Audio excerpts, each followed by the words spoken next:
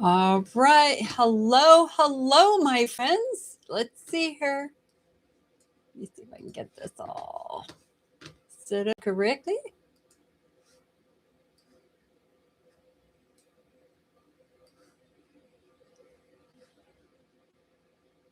There we go.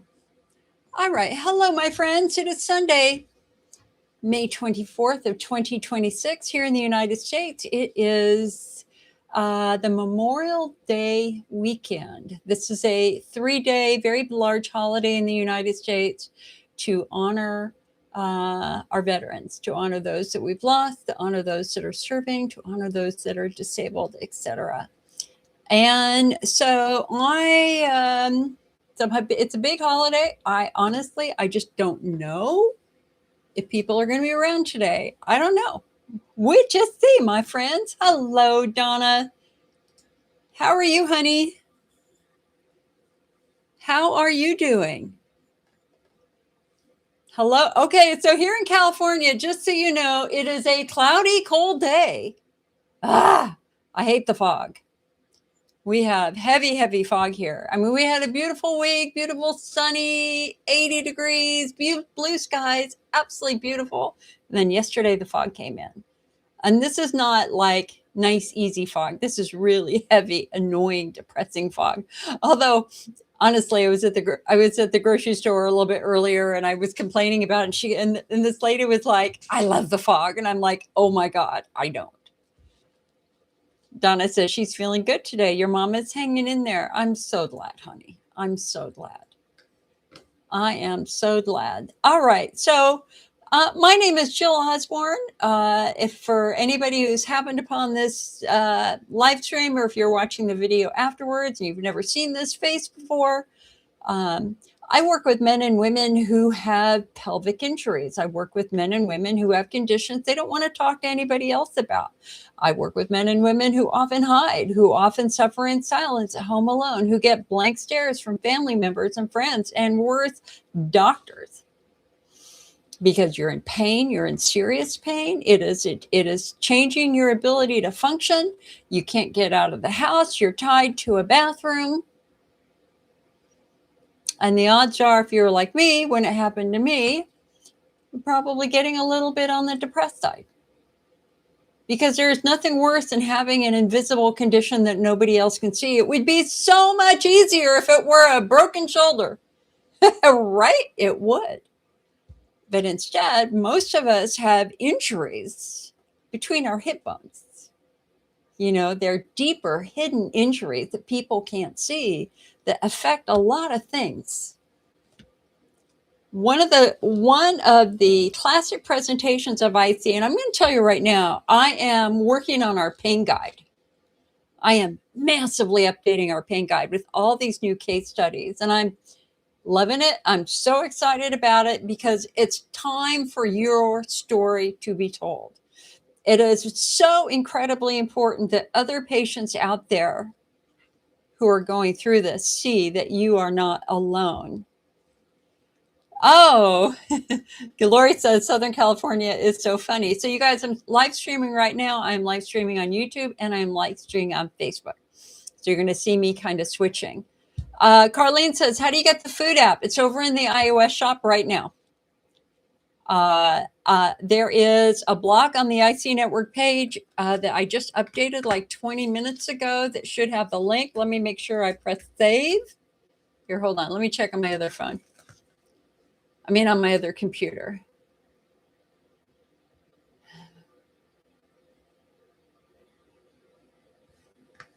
All right, here, hold on one sec. I have so many announcements for you guys today. Okay, I have to push it. So hold on, I got to reset my cache on my website for you to see it. So hold on.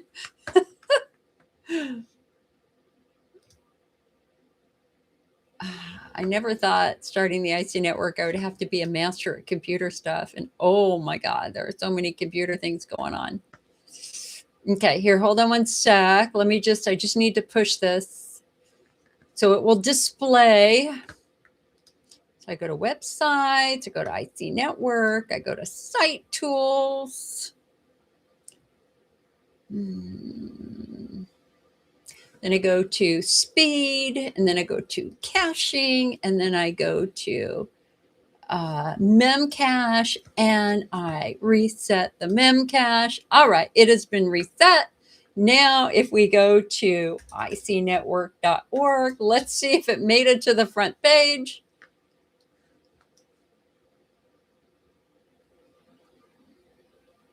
It did. It is now on the front page. It says, introducing our new IC101 food app for iOS. It is not on Android yet. It is on iOS. And the link to it is right at the bottom of the page. Or you can just go into the App Store and search for IC101 food app. You're going to look for a green background with a bright watermelon on it. It's gorgeous, gorgeous, gorgeous. Whoops, I accidentally centered the page. Oh, well, I'll fix that after the meeting. Oh, wait a second. I don't have to do that. Okay, here, you guys just hold on. I still have a ton of announcements. So let me just get my ducks in a row here. This is how my life has been. It's just so busy doing stuff. Okay, hold on. All right. Okay, should be left now. Okay. There you go. And Carlene also asks, how do you get to the shop? So let me give you a couple of links. This is on Facebook. icnetwork.org is our website. ICNsales.com is our shop. And I am just like in create mode. I am just creating a lot of stuff. Rebecca says, I was finally diagnosed with pelvic venous congestion, waiting for a surgeon to provide a hysterectomy. There you go. And you know, in my new pain guide that we're working on, I literally just wrote the section on pelvic congestion syndrome. So let me put this into context, my friends. You know, again, as I said before, interstitial cystitis is a pelvic pain condition that's basically hidden between your hip bones. It's deep in your pelvis. And again, it'd be so much easier if people could see it, but they can't see it. And the problem with having an injury or illness or disease or anything at all like that in the pelvis is that nothing operates in isolation in the pelvic cavity. Everything influences everything. And the problem with Western medicine is that urologists focus on the urinary tract, gynecologists focus on the reproductive tract, gastroenterologists focus on the bowel. They don't necessarily look beyond that. And that's the fundamental flaw in IC care for the last 30 years, 40 years, 50 years, is that doctors stay focused on the bladder when for many of us, myself included, I had a perfectly normal bladder. I have always had a perfectly normal bladder, despite the fact that I was peeing every 15 minutes and bawling my eyes out in pain. Why? Bladder therapies didn't work for me. Why? Well, guess what? It turns out that in my case, I was a pelvic floor injury patient. I was a tailbone injury patient. My bladder was healthy, my muscles and my nerves were not. And another condition that especially, like I'm writing this right now, I was working on this yesterday, for patients who have done bladder treatments for years and you're not better. And you've been in pain and your pain is getting worse. And the doctor's like, I don't know. I don't know what's wrong with you, Jill. Man, this is when you've got to be the detective. When we've got to look for other conditions that mimic IC or also damage or trigger urinary symptoms, including, as Rebecca said, pelvic congestion syndrome. So pelvic congestion syndrome occurs when you have swollen veins in your pelvis. It's a problem with blood supply. And if I remember correctly, although don't quote me on this, what is the underlying cause of pelvic congestion syndrome? Is it childbirth? Let me look at it really quick. Hold on. I want to say injury, but can be faulty veins. Oh yeah, I'm right. Pregnancy for sure. anatomical compression like nutcracker syndrome. Okay. So essentially what happens is blood pools in the pelvis. The veins are swollen.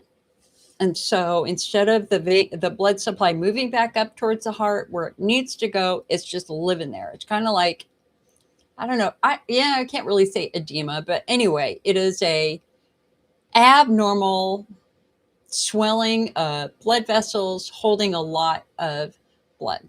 It's a varicose vein, and it can be a very large varicose vein. And so for patients, you've got frequency, urgency, pressure, pain, but there's another symptom that often gets missed, and that is a heaviness. You feel like that you're carrying a bowling ball around in your pelvis. And the crazy thing about pelvic congestion syndrome is once you go to bed at night and you lay down flat, the blood redisperses. And so there's no longer this heavy clunk of blood hanging down there, triggering irritation and pressing on the bladder and other tissues. As soon as you lay down flat, the blood redistributes. And so patients with pelvic congestion syndrome often sleep at night just fine. And it doesn't start again until they get up the next morning. And then once gravity takes a hold, and now that we've got blood supply going from the top to bottom, now we've got blood supply collecting in the pelvis again. And it gets heavier and heavier as the day goes on until by the end of the day, especially if you're working on your feet, you really literally feel like you're carrying a giant bowling ball around in your pelvis. And it hurts and it's uncomfortable. And so you get stuck in this crazy cycle of heaviness, lay down, heaviness, lay down, heaviness, lay down. Rebecca says, exactly. Yeah. And it's really hard. It's because when you go to the urologist or you go to the gynecologist, the thing is, and we see this with prolapses too, as soon as you lay down on the table and get in the stirrups, guess what? The blood redistributes. They don't necessarily see it when you're laying flat on your back. And that same thing is true with the prolapse. They don't see a falling tissue, a falling bladder, a falling uterus, a falling vagina. When you're laying flat on your back, everything just kind of calms back down. And as soon as you sit yourself back up, it starts to fall again. So one of the things that I often say to patients who have prolapse is, you got to stick your finger between your legs and do you feel something hard, something that feels like it's starting to come out of your vagina? That's what you got to describe to your doctor. So Rebecca, I applaud you. You went and got checked for pelvic floor dysfunction. For pelvic congestion syndrome, and you're going to have treatment for it. Now, it's interesting though that they decided to do the hysterectomy. Because they can't technically treat that. An interventional radiologist may be able to treat that without a hysterectomy. But as Rebecca says here, she had prolapse surgery 6 months ago. Didn't help much because I needed this addressed. There you go. Okay. Well, then surgery is the right thing. And your uterus is enlarged. So a hysterectomy, I just kind of fair warning on the hysterectomy. I had a hysterectomy 9 years ago because we thought I had early uterine cancer. I had atypical cells that were just starting to convert into cancer. And I had started spotting, and I was diagnosed with complex endometrial hyperplasia with atypia and a, quote, vague architectural complex. In other words, atypical cells are the cells that become cancer, and mine were just starting to build a tumor. Maybe that's what they thought.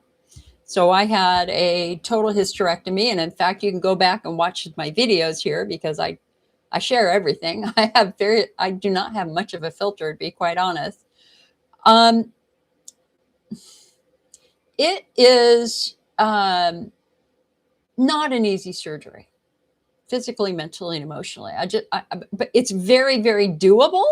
You're going to get through it. It's going to be fine. But I think it's important to kind of have your eyes a little open about kind of what you're going to go through. Number one, how do they do it? You can have a laparoscopic assisted total vaginal hysterectomy. which is what I had. That's where they make incisions on your belly to stick the scopes in and the instruments in. And then they basically cut underneath the cervix. That's the access point. They reach up through there. They pull all your bits out through the top of your cervix. Okay. They can do a Da Vinci, which is a robotic method of doing that. And for patients who have a grapefruit size fibroid tumor or something else that makes the surgery much, much more complex, they would do a vertical incision, but that's very difficult.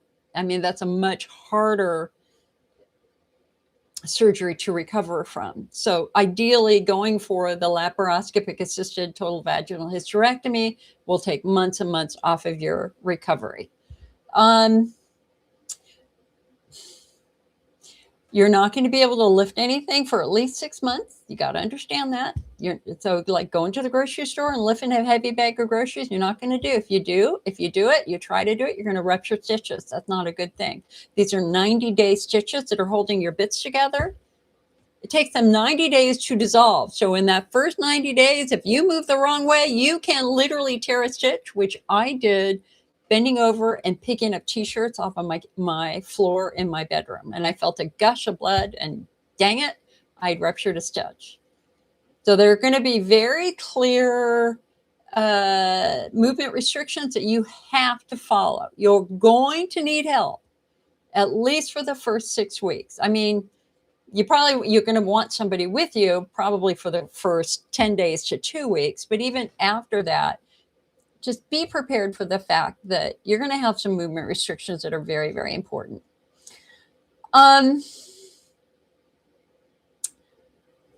Let's see.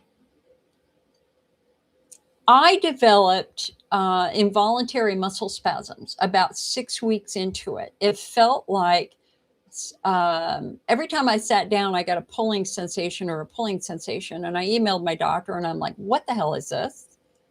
And he's like, you're recovering. Come on, you got to get through 3 months. You're still recovering from your surgery. That's just normal post-op stuff. Well, 10 months later, I still had this really weird pulling sensation every time I sat down. And he finally saw me and he's like, oh, okay, I know what this is. You're having involuntary muscle spasms. I'm like, yeah, you think? I've been talking to you about this for months. And he referred me to physical therapy, which fixed that. So that was good. Pain care. Do not expect that you're going to be able to do a hysterectomy, in my opinion, on Tylenol or Advil the first week. It is a major surgery. You've got things that are being cut, things that are being removed. I told my doctor at my pre-op, I said, listen, I'm not doing this without pain meds. I'm not asking for a month of pain meds, but I'm asking for maybe 10 days of pain meds, an opiate, Vicodin, Norco, something like that to get me through that first recovery. Obviously, whenever you have surgery, it's the worst pain is actually like the day after the surgery or 2 days after the surgery when everything kind of starts to wake up. And so having some pain medicine that you can use for a brief period of time is important.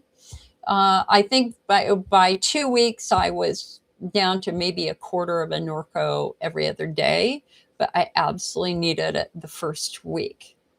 And then last but not least, Rebecca,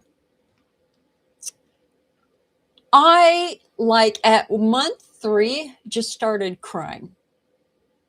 I just started crying. And it was this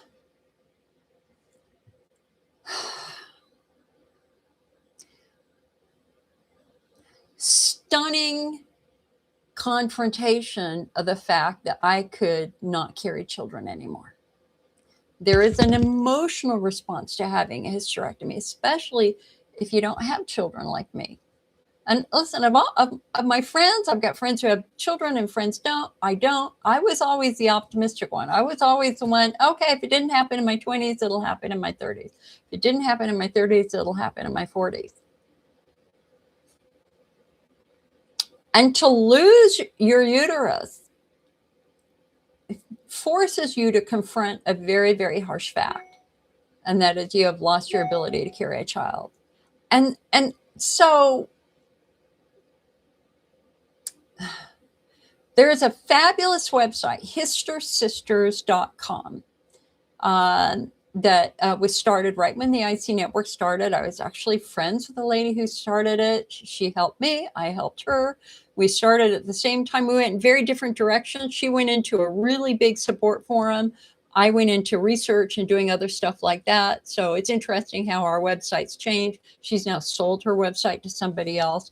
But anyway, they have a fabulous forum where you can sign up for a calendar. You'll get pre-op lists. You'll get post-op lists. So go over to histersisters.com. There are people who are considering, having hysterectomy. People are recovering from hysterectomy. It's really one of the best health forums on there. And of course, use it while you can, because forums are disappearing very, very quickly because most people aren't going to forums anymore.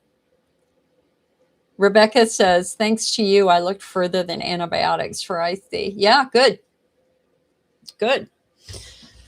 Okay, now I only got 5 hours sleep last night, so I might be just a wee bit on the scattered side. I don't know why. I just woke up at 6. I woke up at 2 and then I woke up at 6. That's like, okay, body, what are you doing? Hello, menopause. Let's talk, my friends. Let's talk. We got important announcements. Number 1, the food app is done. I had to go through a couple of rounds of reviews by the Apple team before they approved it. I will tell you that they approved it 2 nights ago. And our app is now ready on the Apple Store for download. You just search for IC101 Food App. Now, what makes this app really different, and let me see if the light will, okay, hold on. Let me see if the light will compromise, because it's really hard for me to, okay, so see that watermelon right there? That's the food app. There you go. The IC101 food app, and it will immediately go into categories. And this is the part, because of the lighting, I can't really demo it really well. I don't know how to demo it. See? I can only demo it from the side. Let me try turning that light off for a moment. Hold on a sec. Okay. Let me see if that makes it better. It does not.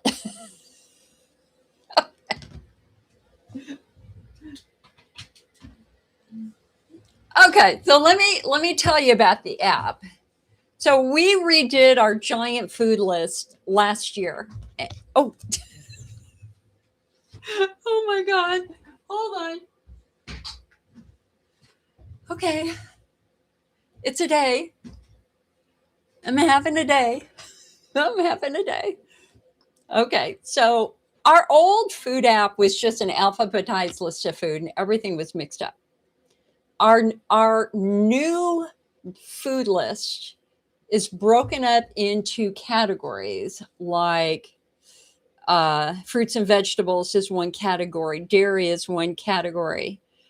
Here, hold on. I'll read off the categories to you.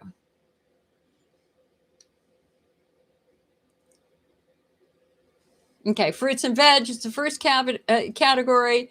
Grains, breads, and pastries, dairy, meats, beverages, snacks and sweets, spices, condiments, food additives, and supplements. Okay, and then when you click on a category, that's where you get, and again, it doesn't really show it. You can kind of see it.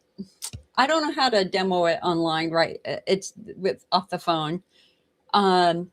In the fruit, it starts with apples, apricots, artichokes, asparagus, and goes all the way down. And then the same for grains and all that sort of stuff. So then you click on the one you want. So like, what cheese can I eat? You click on cheese, and it gives you, see, darn it. It gives you the 3-column bladder friendly, worth a try, avoid list. And there are pictures of it over on our website, so you can see exactly what it looks like. Those are screenshots taken from the app. So, but here's what makes this cool. totally cool and totally different is we now have an AI section, but the AI comes from our own information. It's not from the web. It's like literally from IC Network diet information. And remember, we have been rated the best, most accurate, reliable website in 2 peer-reviewed medical studies, one by the University of London, the other one by Harvard. And so the information you get in our app, the information you get on our website is as accurate as I can possibly make it. You know, this is not just somebody just trying to make a quick buck. I've been doing this for 33 years. I am the National IC Support Group leader, and every day I and my team, we're always trying to create new resources for you because I'm a patient just like you, right? Okay. So with the AI thing now you can ask it a question and you'll get a really long answer. What bladder-friendly coffee can I drink? What salad dressing can I do? Things like that. You can ask those questions and it will try to give you the best answer it can give you. And I'm so impressed with this. I'm so impressed with the way this works. So now you can go into a grocery store, refer to your app, or you can go to a restaurant and refer to your app very discriminately. Okay, you know, can I have this, and can I have this? Can I have this? And I really, really, really, really believe that this is I've done 2 other apps. I did our original diet app that lots of patients used. And then I did our bladder tracker app, which not too many people did. It was too complex. This is the game changer. This is, and oh my God, I have so many ideas now. I think I'm going to have a flare app. I mean, we're working on stuff right now. I like my level of excitement right now for working on IC stuff has never been higher than it is right now. So anyway, if you got an Apple, you got an iPad, you got an iPhone, you can go on over to the App Store. It is available right now. It's $4.99. It is not free, guys, because I can't, we have to be able to pay for how much it costs to make it. The first app I made cost me almost $40,000 and it was free, and I learned my lesson. I've got to have a way of supporting the app. So it does have a small charge for it, but the AI makes it totally worth it. I promise you. And if you don't like it, you don't have to pay it. It's okay. Okay. The next thing that we have to talk about is our first new IC clinical trial in about 18 months. And it is a new bladder installation to reduce bladder pain. And it is being tested by a company called, I think it's Vaneltix, VAN. So you're going to be, for those of you who get our newsletter, you're going to get a blast email for that on Tuesday morning. It's already scheduled, it's already written, et cetera, et cetera. If you want to see the details of it, you can go into the Clinical Trials Center on the IC Network website, icnetwork.org, and just go to the research area. And then you just click the Clinical Trials Center. So why are clinical trials so important? Number one, this is how new treatments get approved. One of the greatest gifts that you can give to the IC community is to volunteer for studies so that we can learn more. We can't, companies can't just say, hey, I have a new product for IC, try it, and say I'm FDA approved. If we want to really understand how it works and if it's safe, then we want to do really fairly rigorous testing, which is what the FDA requires for FDA approval. So this is a new medication that is gearing for FDA approval as a bladder installation. And it couldn't be more welcome because the only bladder installation that we have right now that's FDA approved is DMSO. And DMSO has been dying out for years now. This, on the other hand, is a unique combination of heparin and lidocaine, which is already the most popular installation around the world. It's called a rescue for a reason. It can rescue you out of a flare. It can turn pain off, but they're doing a new formula. So it's called VNX001. And let me tell you where the research centers are, because they're across the country. So there's a research center in Boston, a research center in New York, research center in North Carolina, research center in Atlanta, Georgia, 2 research centers in Florida, including Miami, research center in Louisiana, 2 in California, and 1 in Las Vegas. Participating in research studies also means that you get treatment for free. And so if you're struggling to afford therapy, this is one way of getting some treatment. But even more importantly, it's a way of getting into the doctors, some of our leading IC doctors who might have a 6-month wait, a 3-month wait.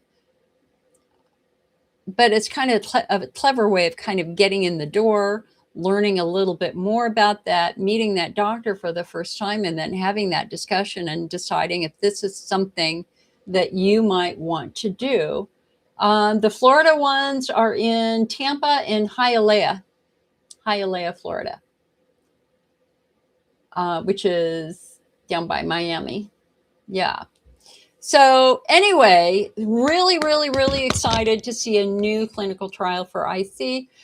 One of the challenges that we face with research studies is when we think about the $100 million at a minimum, it's probably more $200 million that are put into IC research studies and new treatments. The vast majority fail. And the reason why they fail is because you can't put apples, oranges, and bananas in the same study and expect success. We have phenotyping now. So we've got the Hunner's lesion patient, we got the bladder wall patient, we got the pelvic floor patient, we've got the widespread pain patient. And they're all not going to respond to a bladder installation, nor are they all going to respond to an oral medication. Today, and so a lot of pharmaceutical companies invested a lot of money, got really bad results, and they're like, I'm not touching IC anymore. It's a lose-lose situation. But now that we have phenotyping, we can find the right patients for the study. And so this study is doing its own variation of a phenotype, where they're asking you to do something called a PUF questionnaire. And maybe, I thought I saw maybe a anesthetic challenge. I'm not sure. I don't remember that, but they're doing some screening, which is implying that they're phenotyping, which is increasing the odds that it's going to be helpful. So that's good. So again, if you want to participate in this new clinical trial, you can go on over to the IC network, click on research, go to clinical trial centers, and it will give you the link so you can go on over to the study website and learn everything you want to learn. And let me just I'll go ahead and just read this out. Here, hold on a second. So this is a phase 2 prospective randomized double-blind placebo-controlled multi-center single-dose pharmacodynamic study designed to evaluate the efficacy and safety of VNX101 versus placebo and its individual components, which is heparin and lidocaine, for the reduction of bladder pain in patients with IC who have had an episode of acute bladder pain of moderate to severe intensity. So, man, this is what we need. There are patients out there suffering. You walking into your doctor's office in an agonizing flare, if it's a bladder wall flare, imagine how life-changing it would be to have an installation that could dramatically reduce that. So that's what they're checking, and that's exciting. Okay, and the third thing that's happened is we just got in, and I do not have the bottle. I wish I had a bottle. A new lactoferrin, which is $25 cheaper. So let's talk about lactoferrin for a moment. It was 2 years ago, a little less than 2 years ago, when a lactoferrin interstitial cystitis study came out that showed that red inflamed bladders became pink and healthy and Hunner's lesions virtually healed. We've never had that happen in another study before where Hunner's lesions improved so dramatically. And in fact, I was just working with a patient a couple of days ago who'd been on lactoferrin for, I think, 2 months, and she'd had her hydrodistension with cysto, and her doctor said, wow, you're better. The lesions look much better. They were not as red, they were not as inflamed, and they were much smaller. And she is accounting that to her starting lactoferrin. Lactoferrin is a protein for our own immune system. Our body makes lactoferrin. We have lactoferrin right now in our tears and our vaginal fluid. It is a front line of defense for our immune system. It has a natural antibacterial, antiviral, antifungal effect, but it also has an anti-inflammatory effect, if I remember correctly. I might have that slight one. I might not be saying that last point correctly. Anyway, that study showed that at 28 out of 31 patients, after doing roughly 6 months of lactoferrin, had no flares. No flare. Their symptoms were gone. Their bladder had healed. Everything was red. Everything that was red was pink and healthy. And more importantly, when they measured systemic inflammation with blood testing, systemic inflammation had dropped dramatically in most of those patients too. And that also is very important because inflammation is a driver for disease and other things like that. And anything we can do to bring inflammation down in our body is really, really, really important. So the challenge that we have with lactoferrin is sourcing it.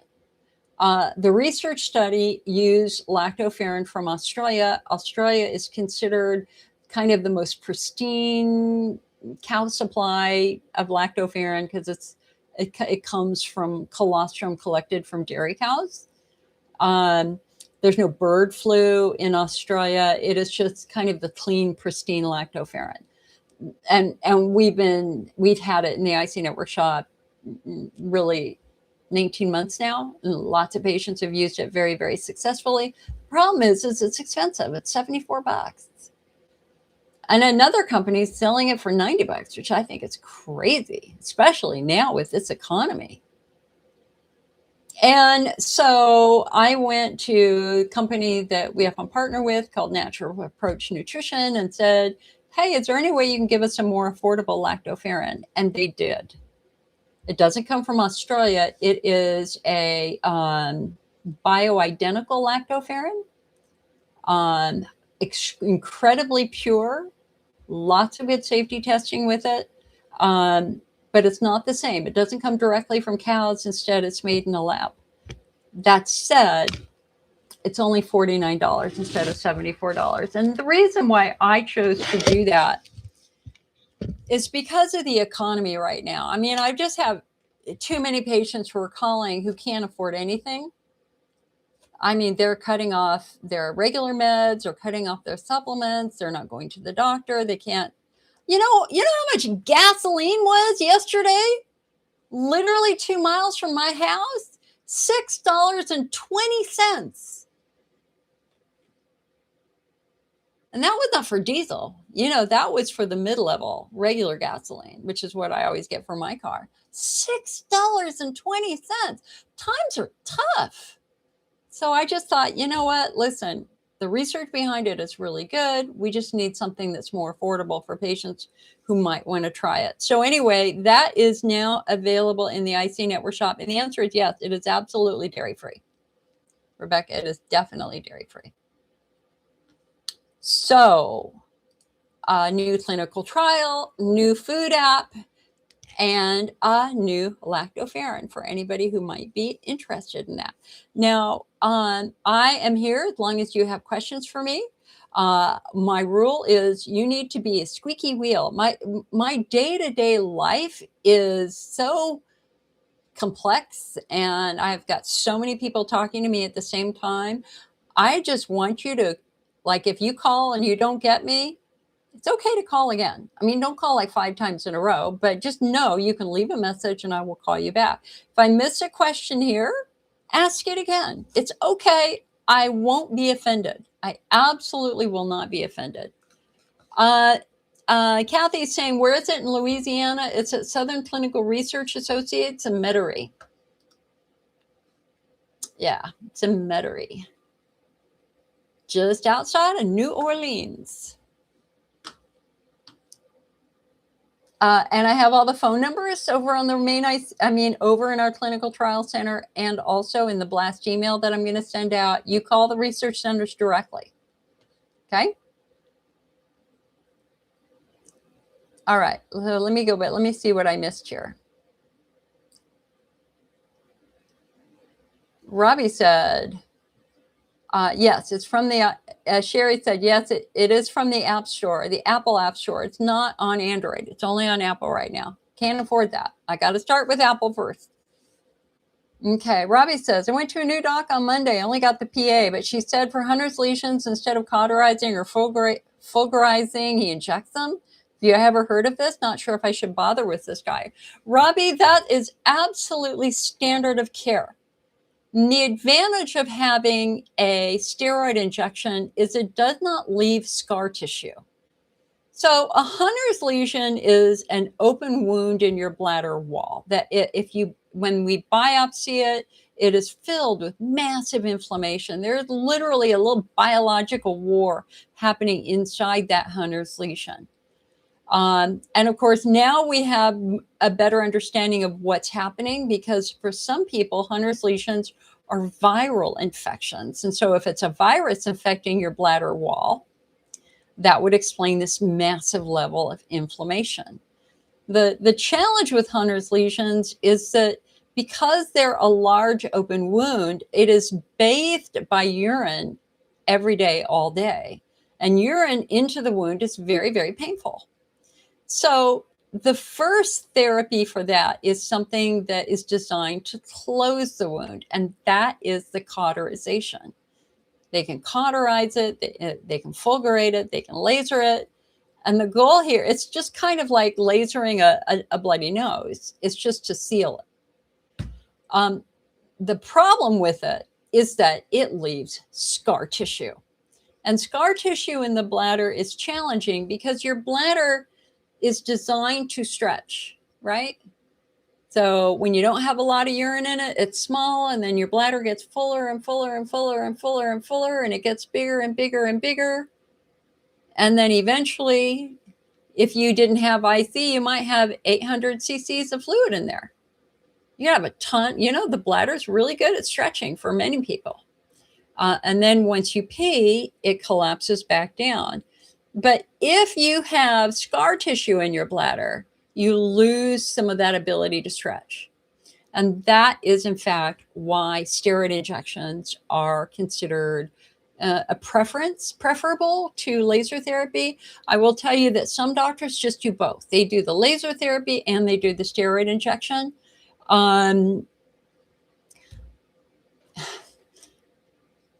One of the challenges of Hunner's lesions is that they sometimes come back.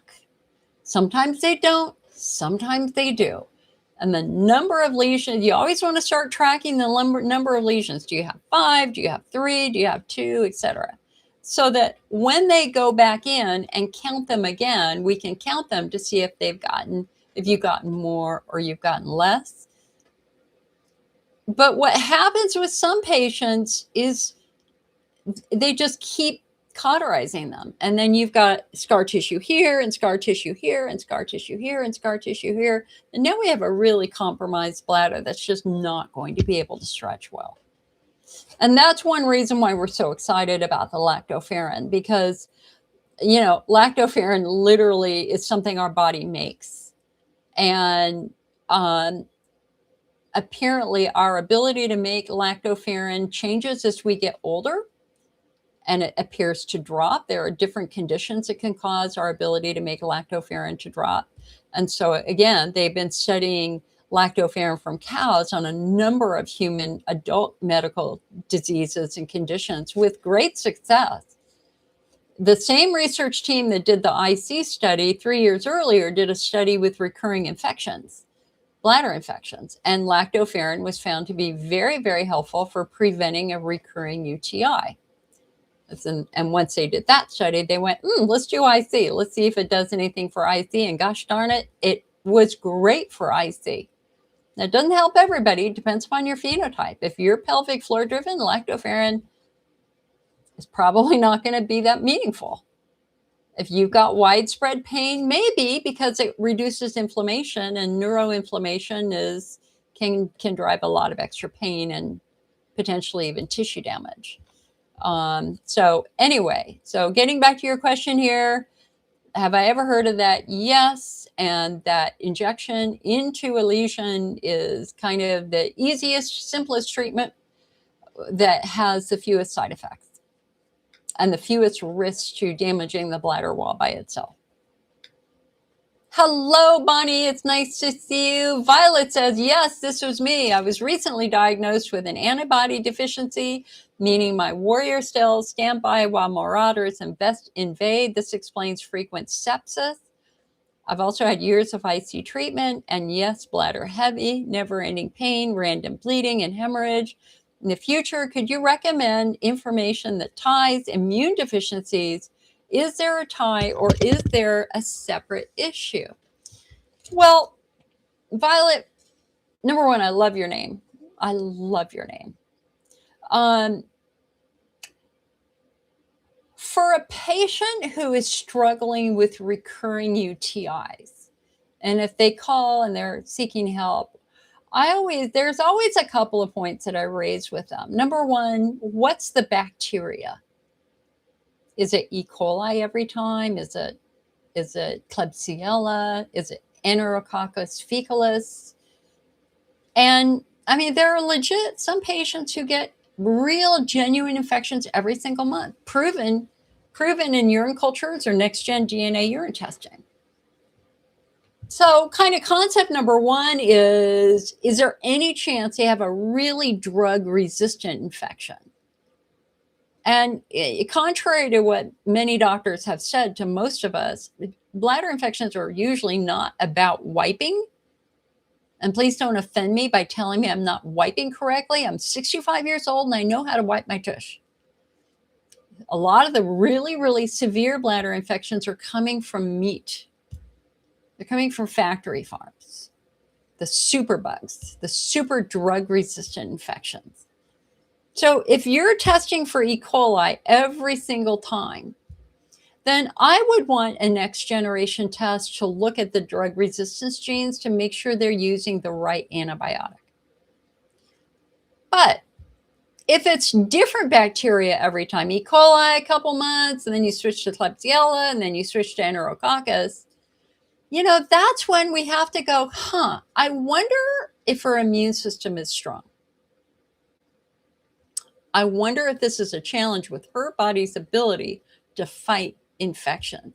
Now, I will share that I have a family member who, for decades, like literally from her 20s until her 60s, had bladder infections and sinus infections all the time, like many a year. And I always thought, she lives in an old farmhouse. Maybe it was something in the farmhouse, on the farm, whatever. But then events unfolded and they ended up checking her IgG levels, her immunoglobulin G levels. And guess what? She didn't have any. Her immune system was broken.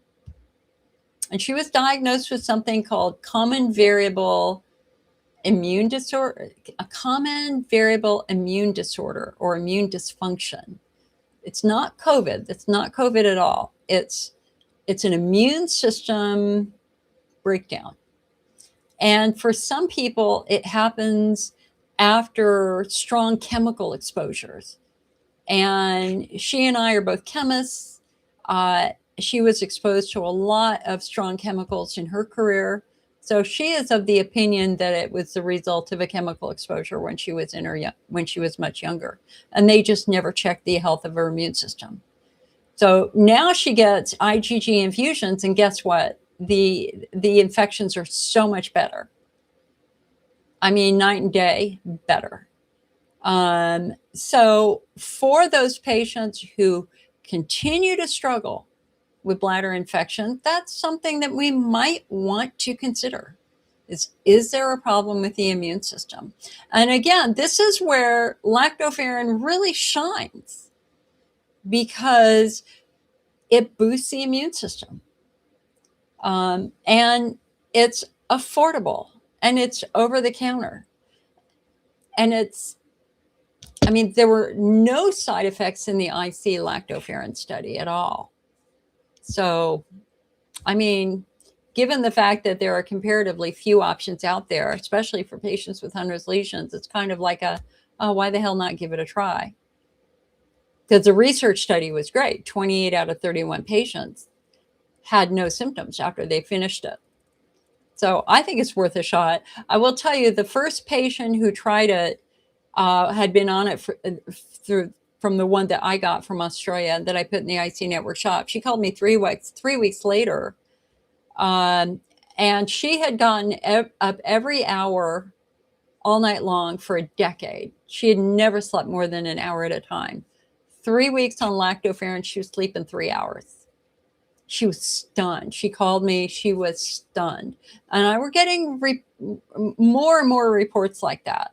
I mean, certainly there are some patients out there that's not going to help. Again, maybe the pelvic floor patient, but there are other patients that it really might help. And it's at least kind of worth a shot. Here, let me get a drink here.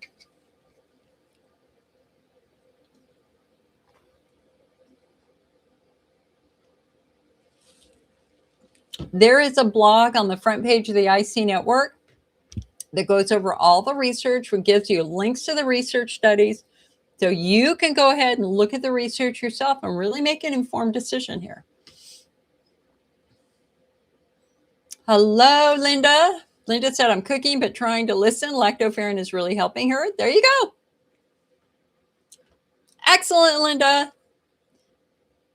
Robbie was asking about a research center. Kathy was asking about a research center. Hello, and thank you, hun. It's kind of weird today. Alina says, what's lactoferrin? Where do you buy it? You can buy it from the IC Network shop. It is a protein found in colostrum that boosts your immune system. And if you just go to, I'll give you the link here. So in the IC Network shop, we have both the Australian one and then the more affordable American one. All right. So you can check it out over there. And then if you just go to, you know what? Hold on a second. Let me give you guys the link to the lactoferrin blog. Here, hold on. It would be helpful if I spelled network right in my browser. All right, hold on one sec. Let me just grab that for you.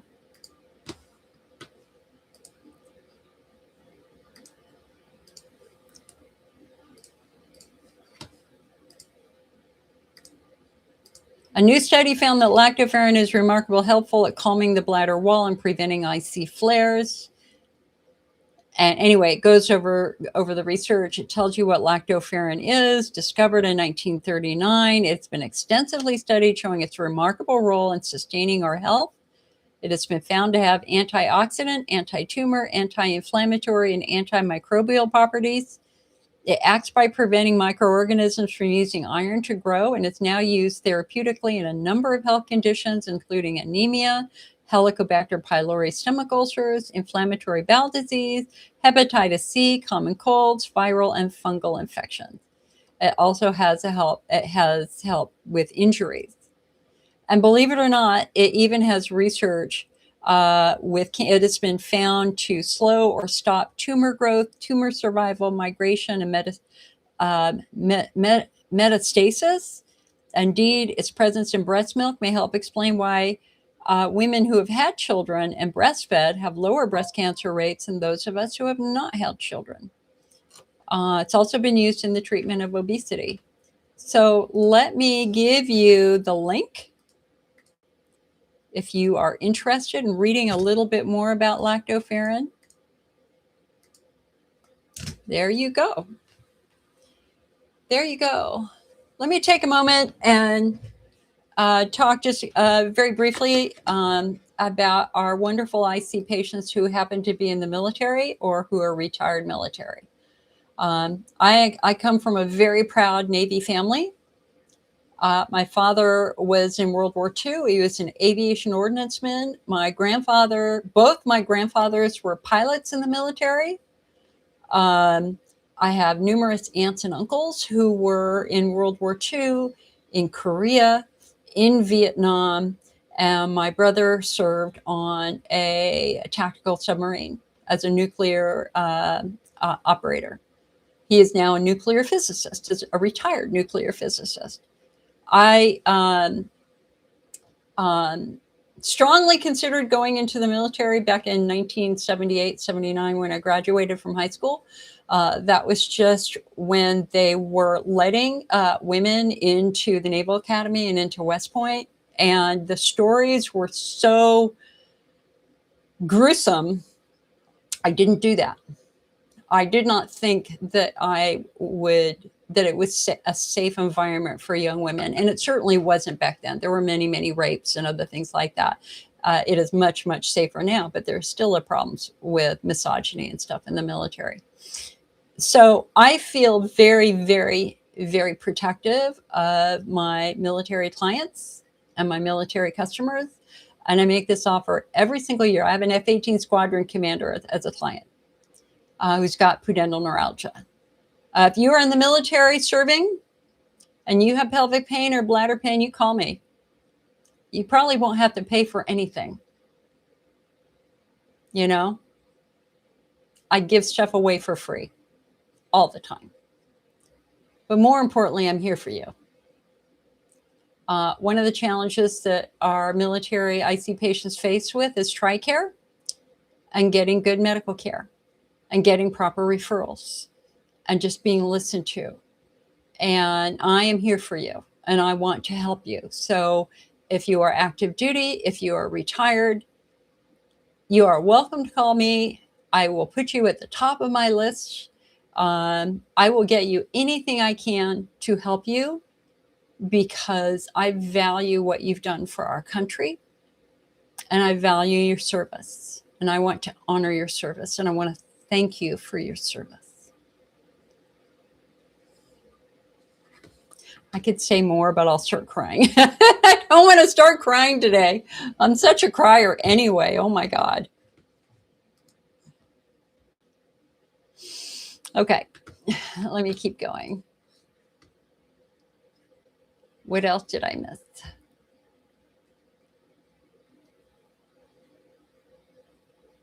If you can, put your flag up on your house. You know, the flag is not Republican or Democrat. The flag is the flag, American.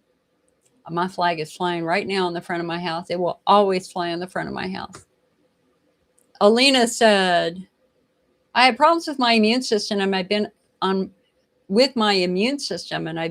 Simponi Aria for 2 years for rheumatoid arthritis. I have to have cocktails or infusions several times a week. Wow, several times a week? Right now you have a serious infection. Oh, honey, I'm so sorry. Damn. I'm not Simponi Aria. I'm not familiar with that. Let me look that up. Now, you guys, I will take any question. I double dog dare you to challenge me and try to embarrass me because I consider myself a pretty open book now for all things embarrassing. So Simponi Aria, also known as golimumab, is an FDA-approved prescription biologic medication that targets and blocks tumor necrosis factor to control excessive inflammation. It is administered as 30-minute intravenous infusions by a healthcare professional. Girl.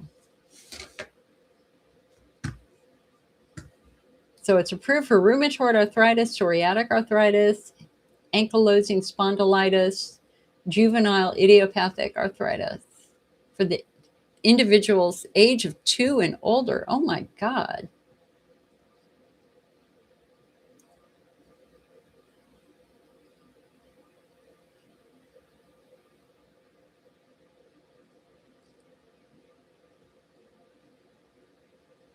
And it does say that you're at risk, much higher risk of developing serious infections.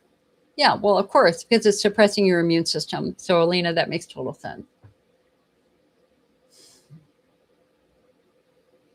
You know, we see that same problem with cyclosporin patients. I see patients who are doing cyclosporin therapy, which acts to suppress the immune system.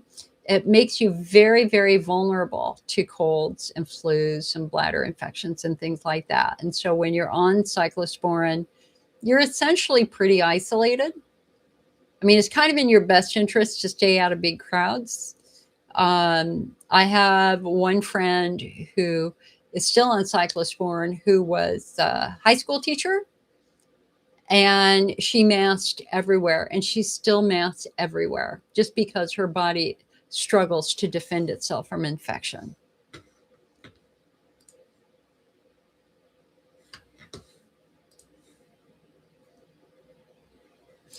Okay, I want to hold on a sec. Let me open this really quick. So I want your feedback a little bit.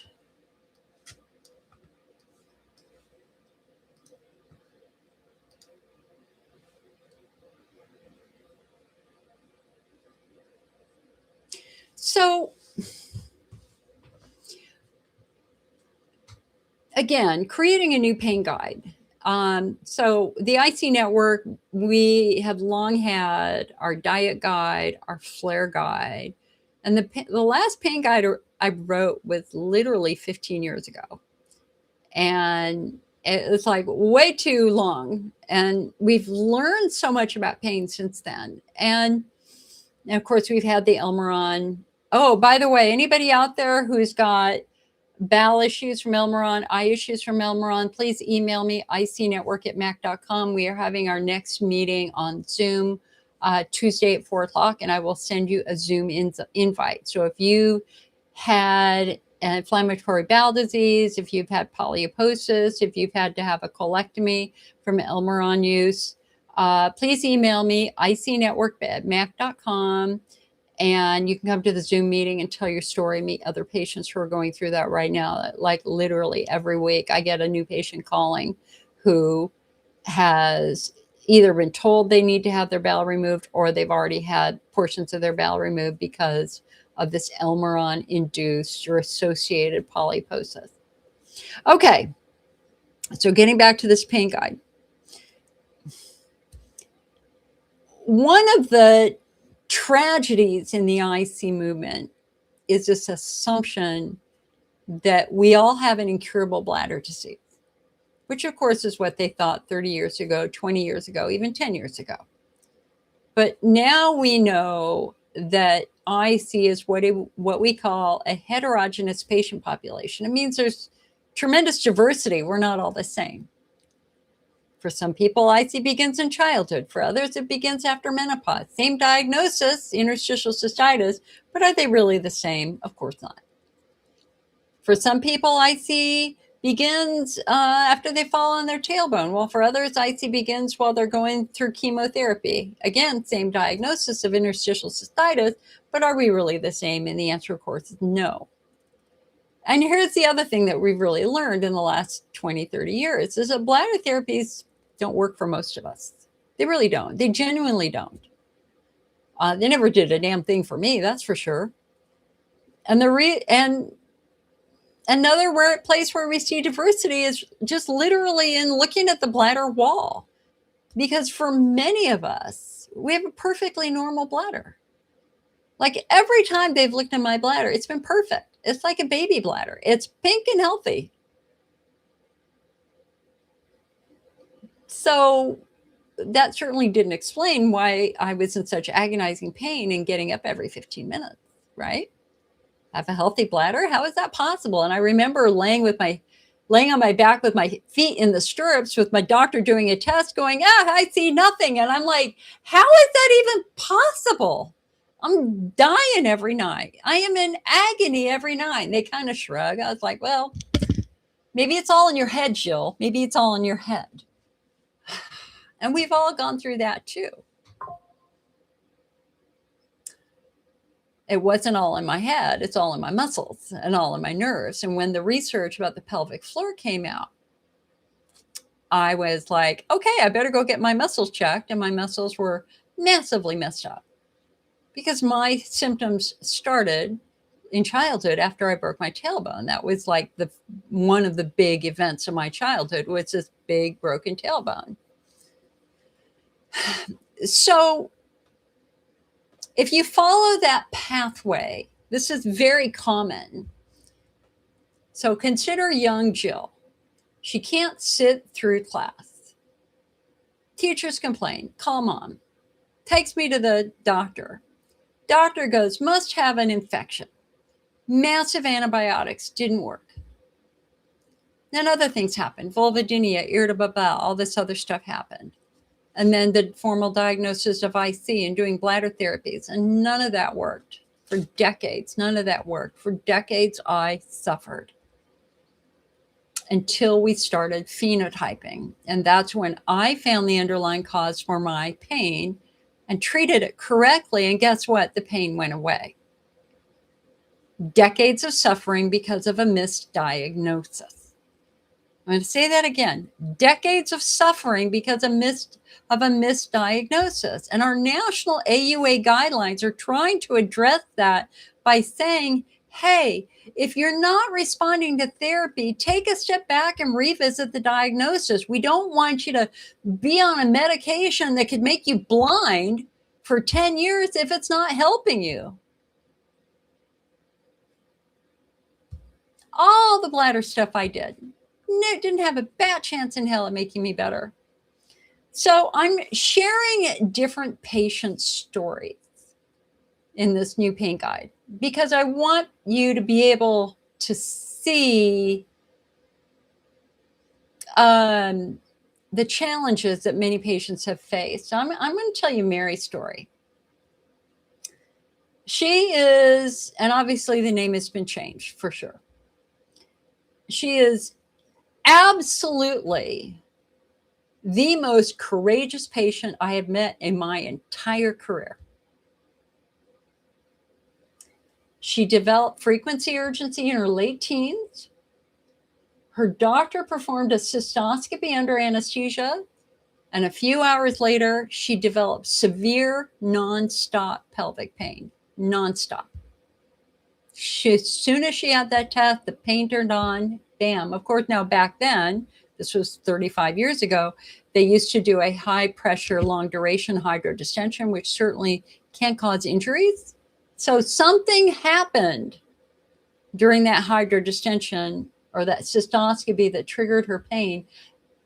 And when she complained to the doc and said, hey, I'm in agony, the doc said, oh, it's all your urethra. You just need urethral dilations, which is what they did to me back in the 70s also. She had that in the 90s. I had that in my 70s. Back then, the assumption was that your urethra was really narrow. Let's just stretch it open and you'll be able to pee. Nobody ever asked, gee, why is your urethra narrow in the first place? Now we know why the urethra is narrow because the pelvic floor muscles are tight. So she endured a bunch of dilations. Now, what was amazing is she was able to go to college. She was able to get a master's degree, but her symptoms progressed so severely that she became homebound and unable to work. And she has been unable to work ever since then. But here's the thing. She received many different diagnoses: IC, urethral syndrome, urethritis, lichen sclerosis, pelvic floor dysfunction, pudendal neuralgia, and trichonitis. She had every medication out there. She did Elmeron, antidepressants, antihistamines, DMSO, silver nitrate, heparin instillations, And she was actually one of the very first patients to ever have InterStim done. She flew across the country to have that done. I mean, most people in her level of pain would be laying on their bed in the fetal position. That girl called everybody that she could call, asking for help. And when people said yes, but it was expensive, she started calling for medical foundations. She called everybody to try to get help to get rid of this life-changing, agonizing, severe pelvic pain.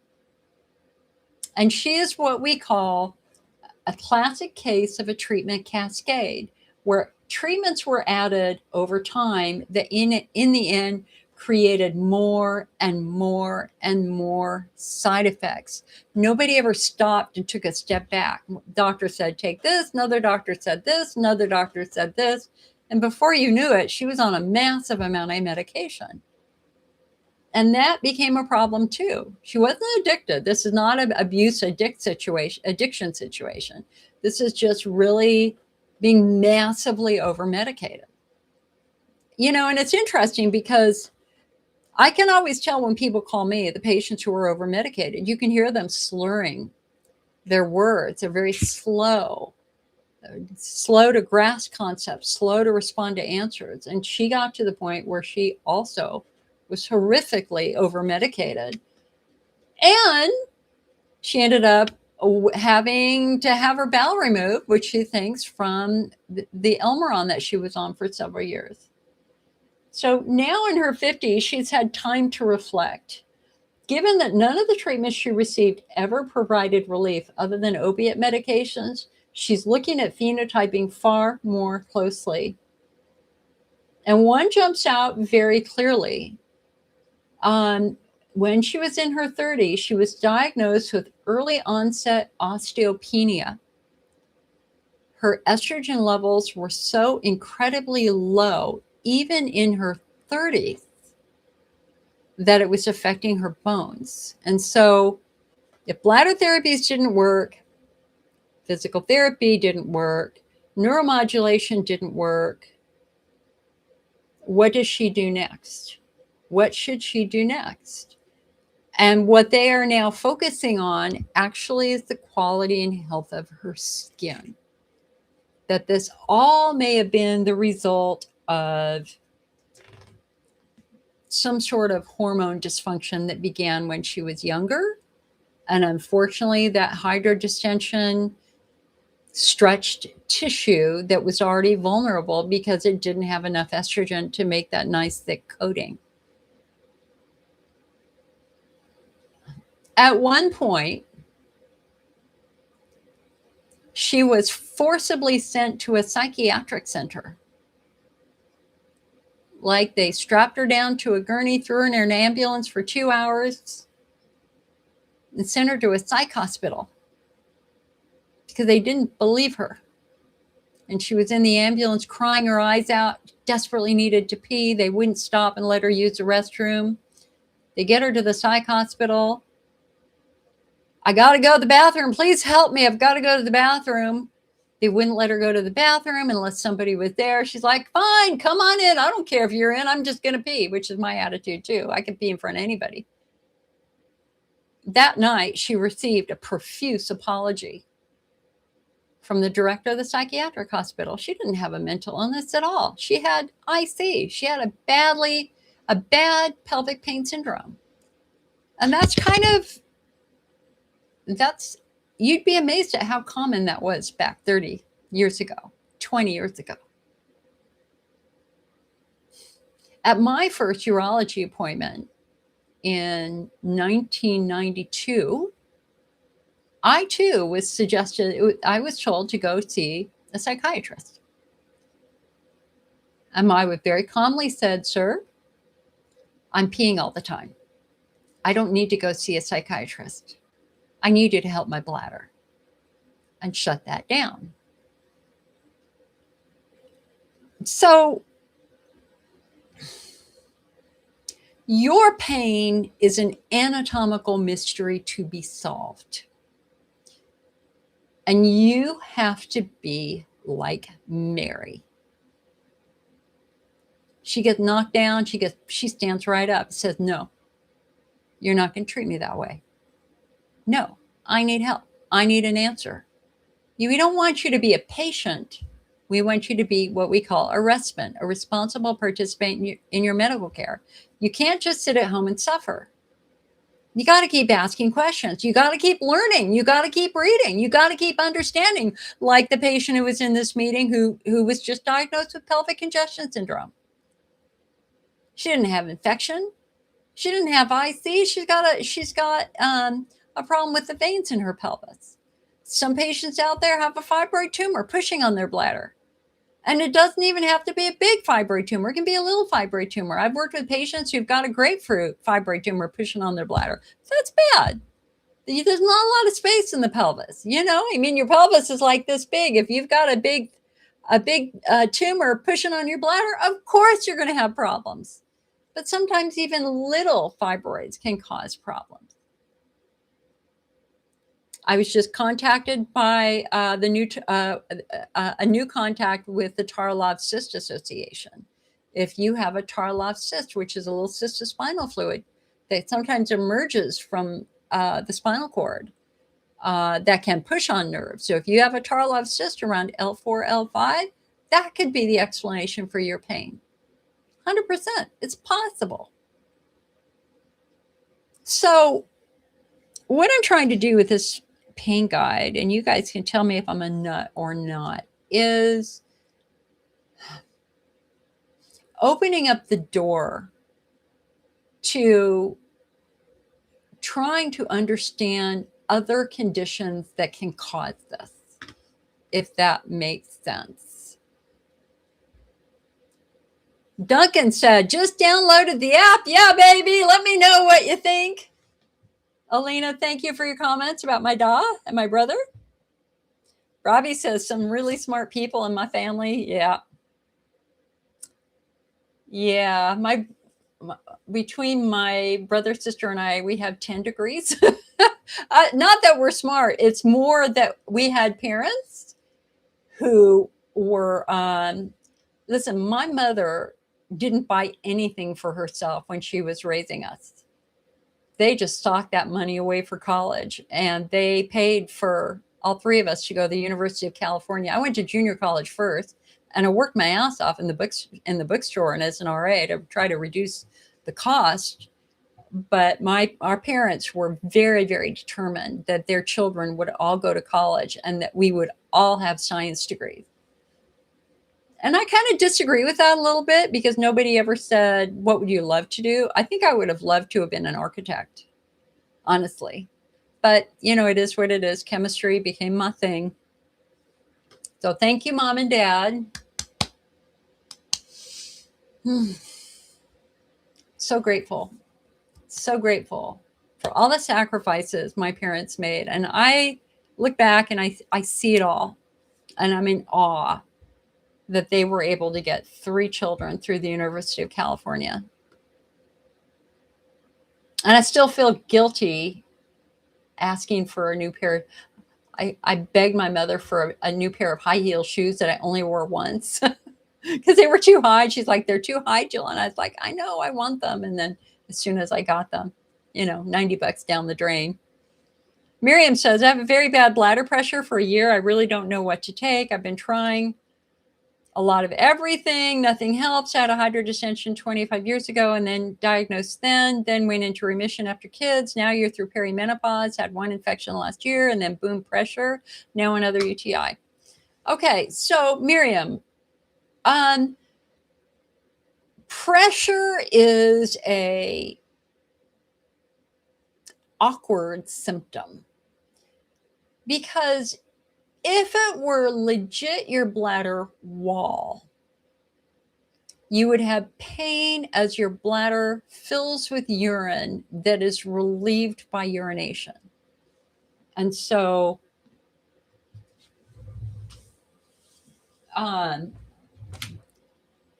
imagine, here's your bladder, right?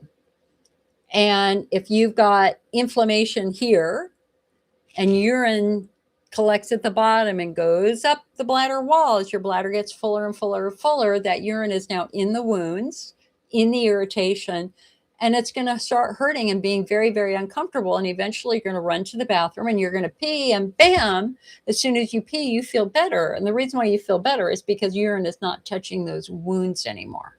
Okay. So that's the classic symptom that we look for bladder wall driven symptoms. Pressure is a confusing symptom because pressure can be from a lot of different things. It could be from straining a lot. It can be from tight pelvic floor muscles. It can be from pelvic congestion syndrome.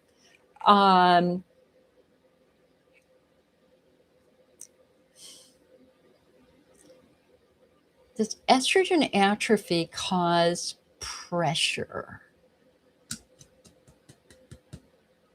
Okay, I literally read something like a month ago that talked about this. Can I remember what that was? What's it? Okay, it's not coming to me. Given the fact that so your symptoms began 25 years ago, and then you went into remission after you had children. So why did that happen? It'd be interesting to know how many years you had symptoms before you had children. There are some patients who are very hormone sensitive. And I believe that that should be a phenotype, because I can think of another patient who was in my group who had terrible, terrible pain, like horrific emergency room pain all the time. She was at the ER. Her bladder was so bad. And then she got pregnant and her pain stopped because her hormones changed. And she was shocked that she'd been in pain for so long, for 9 months. And while she was nursing, no pain at all. And then when she stopped nursing, the pain slowly came back. And then, so she decided that being pregnant was a good thing. So she ended up having a couple of babies just to try to help with the pain. So we could make an argument that maybe we've got some hormone dysregulation going on. But a better argument now is that maybe you're in estrogen atrophy. And so your bladder can't make that nice thick coating of mucus. You know, this is basically what happens with estrogen atrophy, is that you don't have that coating anymore. Irritants in urine are now reaching the urothelial cells and causing a lot of inflammation. You know, that's what happens with aging. This skin needs estrogen to make this nice thick coating of mucus. If you don't have estrogen, it can't make mucus, and now you're vulnerable. Your bladder wall is vulnerable. So could pressure be a symptom of really, really severe, profound bladder wall inflammation? Like if you're drinking coffee every day and you're in severe estrogen atrophy, I don't know, maybe. It's a really hard symptom to understand. We understand frequency urgency. That comes from the alpha afferent nerve in the bladder wall. We understand pain. That comes from the C fiber. Where does pressure come from? If I were to make a guess, I would say, well, you deserve way more than a guess, number one. I would want to know the health of your skin down there. I would want to know where you are with estrogen atrophy, and I would want to know the health of your bladder wall, and I would want to know if you're food sensitive. We don't want to guess, we need facts. So going to a doctor and having them look at your skin, and that'll tell us where you are. If you're dry on the outside, if you're dry on your vulva, you're dry on the inside. So improving the quality and health of that skin is always going to be a priority for every woman who's getting older. I would want to know how your muscles are. Are you straining to empty your bladder? Are you straining to have bowel movements? Maybe that can trigger a pressure-like sensation. So I would have a pelvic floor assessment. Let's see what's going on with your muscles. And it would be perfectly reasonable to let somebody look in your bladder and let's see if there's something going on in your bladder, like a Hunner's lesion, something, especially if you've been exposed to mono recently, because we know the mononucleosis virus is now linked to the development of lesions in some patients. All right, hold on a sec.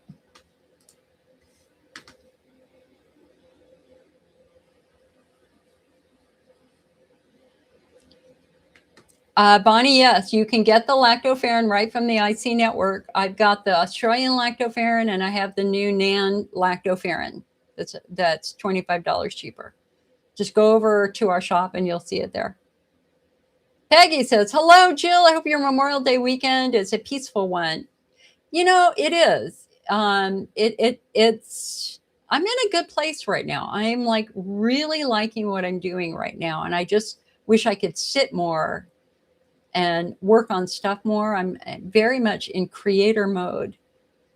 Wendy said, Jill, I still thank you for helping me. It's been over a year. I'm 100% better. Just attended my daughter's wedding in Spain this week. Wendy, yay! How was the travel, girl? I'm so happy for you. Love it, love it, love it. Miriam said, perfectly healthy with the hydrodistension. Everyone is so different. You are right. My event was a pyeloplasty 30 years ago, a UPJ obstruction surgery, but they say not connected. You know, Miriam, I listen. You would be amazed at the number of patients who report symptoms immediately after a surgery. And it doesn't really even matter the surgery. It's the whole concept here is that anytime you have surgery, that is a direct trauma.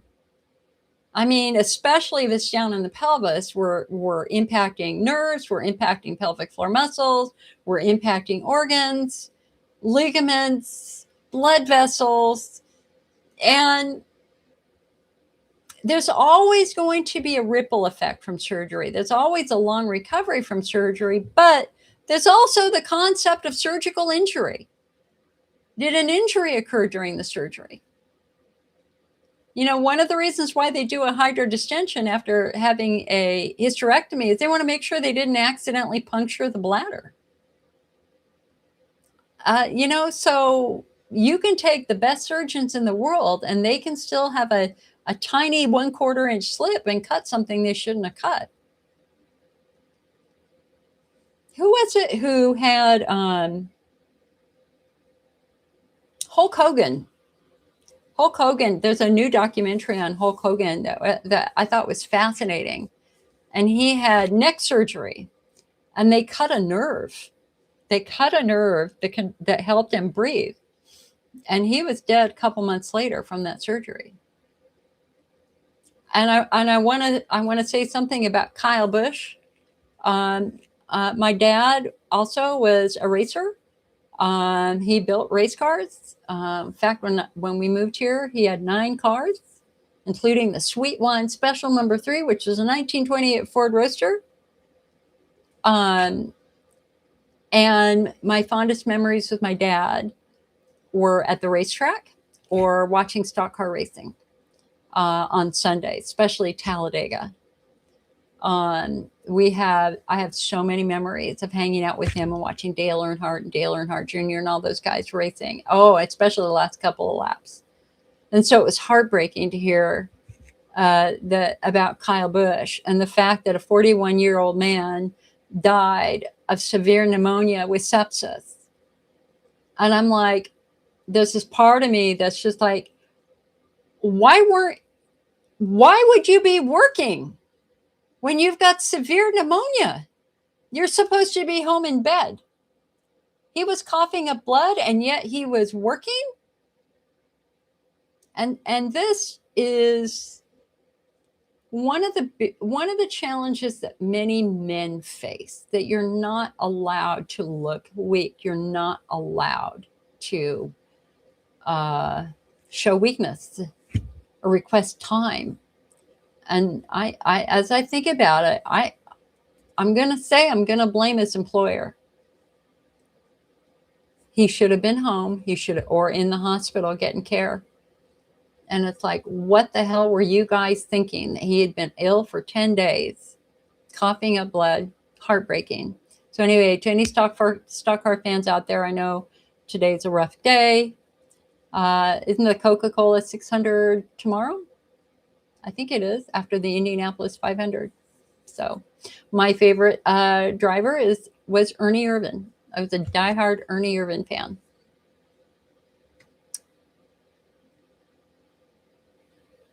Brandon says, I am so frustrated with my fibromyalgia and urethral pain. My physical medicine rehabilitation doctor says I have failed everything for pain except soma.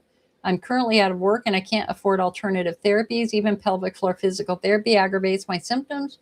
And urology just keeps pushing bladder installations. I'm so goddamn frustrated with my body. Oh my God, Brandon, of course you are.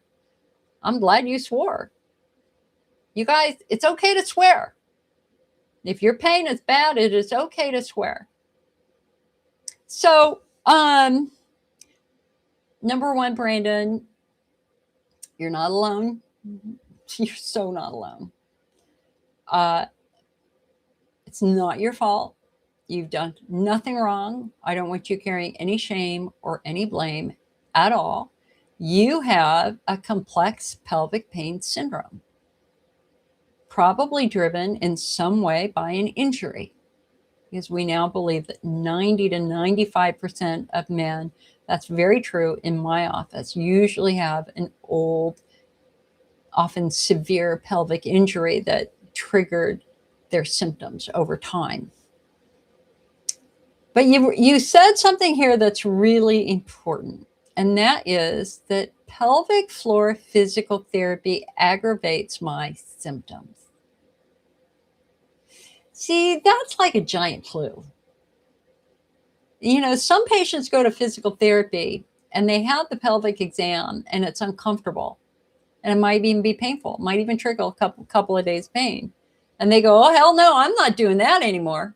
Oh, no. The last thing I want to do is do something that's going to make it hurt more. But the fact that touching a muscle causes pain tells us that the muscle's probably part of the problem. So, and what research shows is that 87% of patients have tight pelvic floor muscles.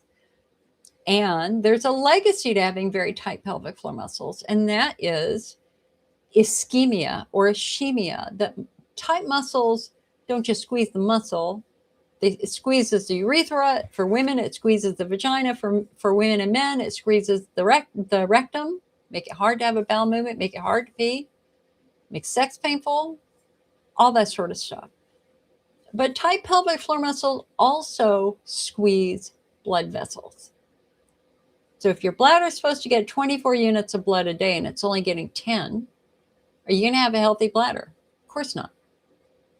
Because that tissue is being deprived of oxygen and nutrition. So the real therapeutic priority of physical therapy is to restore blood supply. That when we relax and release the muscles, we can get the blood supply flowing again. So when you went to physical therapy, what did they find? Were your muscles tight? Were your muscles painful to touch? If you don't mind answering, tell us.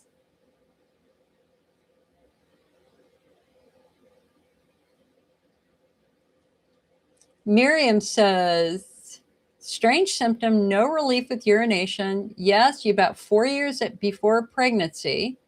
Then you were in remission for 15 years. So, Miriam, any history of endometriosis? Or was there a pelvic injury of some type? Were you in a sport like cheerleading, gymnastics, ice skating, dancing, ballet? Were you riding bikes? Were you riding horses? Did you ever fall and fall on your butt? Did you fall on your butt multiple times? Flying splits as a cheerleader? When symptoms start in teens or 20s, really the very first thing that's worth exploring is pelvic injury of some type. So kind of, was that going on, or were you on strong birth control, which would have reduced your estrogen levels? Okay, Miriam says the urogynecologist says the skin is thinner. Okay, so that's a sign of atrophy. And you don't know when you have to pee. I thought lesions only cause pain. No, that's not true too. You had a pyeloplasty. What is a pyeloplasty? You know, I've got pretty good memory, but I am getting older.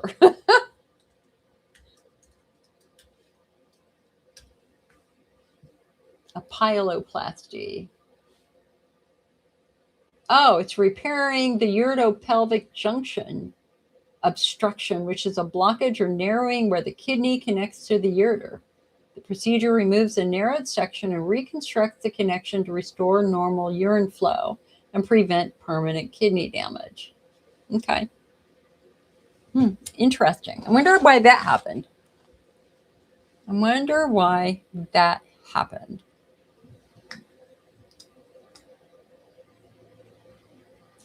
All right, I'm going to tell you Gary's story out of my new pain guide. Gary is an elite athlete. As a regular competitor in Ironman competitions, he is the fittest of the fit. But suddenly, he developed very severe urinary symptoms and pain. His doctors immediately assumed that it was an infection, chronic prostatitis, so they prescribed a variety of antibiotics and prostate medications that did nothing to ease his symptoms. He was eventually diagnosed with IC, where he tried diet modification and the other basic therapies for over a year with no success. In fact, his pain was getting worse and worse and worse. He was at that time in his late 30s, which is considered the premium age for an Ironman athlete, believe it or not, that they hit their peak in their late 30s. So his mother called me and said, my son is suffering. Can you help him? And I went, sure. So she connected me with him. And he legit was suffering. He'd been under the care of a urologist for well over a year, done a lot of different medicines, a lot of different antibiotics. Nothing worked. Nothing worked for him. So, we started talking about symptoms. And he described his symptoms. And I said, well, when is your pain the worst? Before you pee or after you're done peeing? He said, afterwards. So what does that point to? That doesn't point to the bladder. That points to the pelvic floor. If you have pain as your bladder fills with urine and you feel better once you pee, that points to the bladder wall. But if you have pain after you're done urinating, that points to the pelvic floor. So it's like, okay, clue number one, pelvic floor. And I said, well, are you food sensitive? Do you flare after you eat certain foods? He's like, not at all. I can eat anything. It doesn't cause any pain. That too ruled out the bladder wall as the source of his pain. So then I asked him, I said, well, what do you do? What do you do? He said, I own a gym. And I'm an Ironman athlete. Oh, bright light, bright light. Oh, giant clue. Wait a second. You're an Ironman athlete. So what do Ironman athletes do? They swim, they bike, and they run. Swimming, fine. Biking, yikes. So I asked him, I said, well, how many miles a week do you train? He goes, I'm on my bike 200 miles a week training. Giant tip. And I asked him, I said, have you ever heard of bike rider syndrome? He's like, no, what's that? And I went, well, that's what happens when a hard bike seat pushes up into the pelvic cavity onto the nerves and the muscles of the pelvic floor. Bike rider syndrome is real. It's a physical compression injury from the bike seat into the pelvic cavity.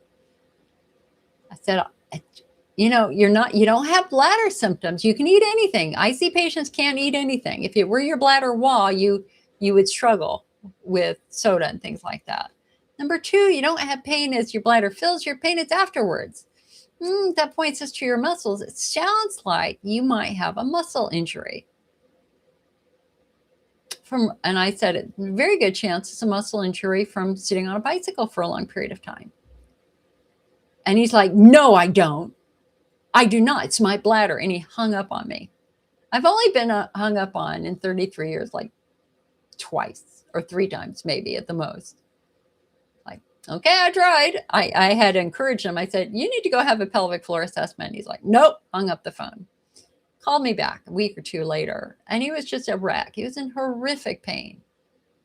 It's like, what do I do, Jill? What do I do? I don't know what to do. And I'm like, well, listen, you're not describing bladder wall pain. You're describing pelvic floor pain. Your next step is to go see a physical therapist. Let's see if there's something wrong there. And he's like, it's not that, it's my bladder. And he hung up again. He was like really angry with me for bringing up muscles. And a couple of weeks later, he called and he was sobbing in pain. It was that bad. It was just, and for a man to sob on the phone with a stranger, it's only happened one other time. Well, a couple of times. He was he was suffering, really, really suffering. And I just said, listen, what do you have to lose? Go get your muscles checked. And he's like, I don't see it. I don't see it. I just don't. It's my bladder. It's my bladder. But he did. Like a month later, he called me back from the parking lot of the physical therapist. He went to a university. He had the equivalent of a catastrophic pelvic floor injury. And he called me up and he said, you were right. It was not my bladder. It is a severe injury to my pelvic floor. And I went, what I said to him is I said, this is great news because now we know what to treat it with. Because all the therapies you did, nothing worked. Why? Because they were targeting a bladder, and it's not your bladder, it's your muscle. Physical therapy is where you need to be. And the physical therapist agreed and the doctors agreed, and that was his course of treatment. And that is yet another example of somebody who wasted a year, if not 2 years, doing bladder therapies that had no chance of helping them, much less antibiotics.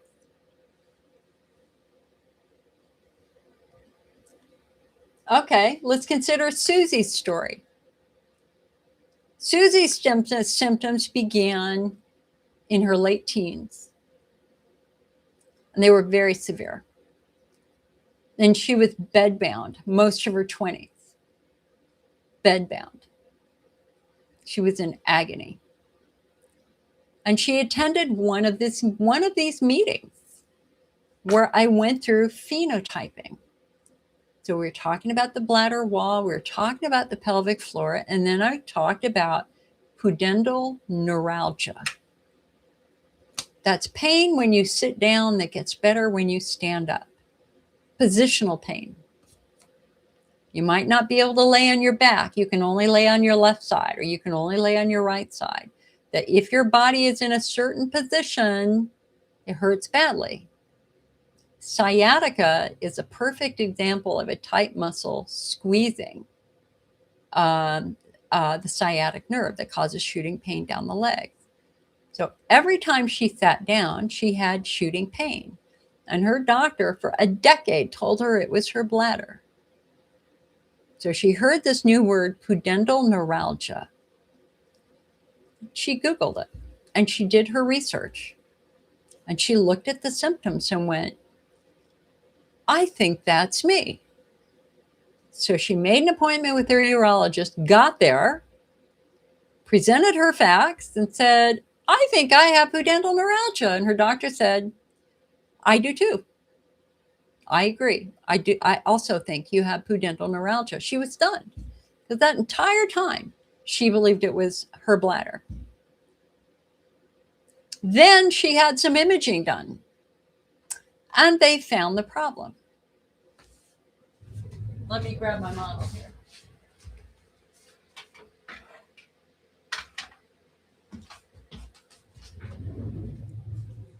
She is her story I've told many, many times. And I just had somebody else last week with almost exactly the same story. Okay, so let's look at the pelvis for a moment. I'm going to explain to you exactly what was going on with her. So here's your pelvic cavity, right? Hip bone, hip bone. This is from the front. Here's your pubic bone. Here's your spine. Let's look at it from the back. So again, we've got your vertebrae for your spine. We've got the sacrum.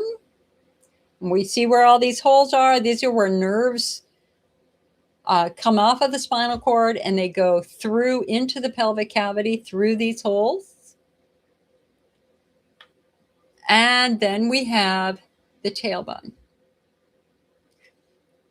The tailbone normally hangs down and kind of under. It curves this way, kind of between your legs. So think about how a dog or a cat that's very relaxed walks. Their tail hangs down and the tip of their tailbone curves between their legs, curves forward. And that, in fact, is the position, the normal position of the tailbone. Okay? Now I want you to look at everything that attaches to the tailbone. The tailbone doesn't just hang there in isolation. The tailbone is actually kind of the foundational center of the pelvic floor because you've got muscles that go from the tailbone this way and muscles that go from the tailbone this way, right? So if there's a problem with the tailbone, it doesn't just affect the bone, it affects everything that attaches to that tailbone. And in her case, her tailbone, instead of hanging down, actually, instead of hanging down like this, it pointed straight out like that. And worse, it wasn't centered, it was at an angle. You know, it was like this at a 45-degree angle. So legit, every single time she tried to sit down, she was sitting on she was sitting on the literal end point of her tailbone.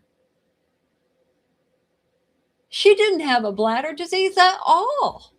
She had a catastrophic injury to her tailbone.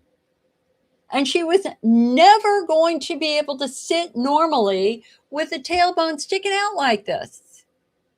It took her a year working with a physical therapist, working with a chiropractor to get the tailbone back into position. And you know what happened when her tailbone went back into position? Her symptoms went away. Now, interestingly, last week I was working with a patient who a doctor had actually removed her tailbone.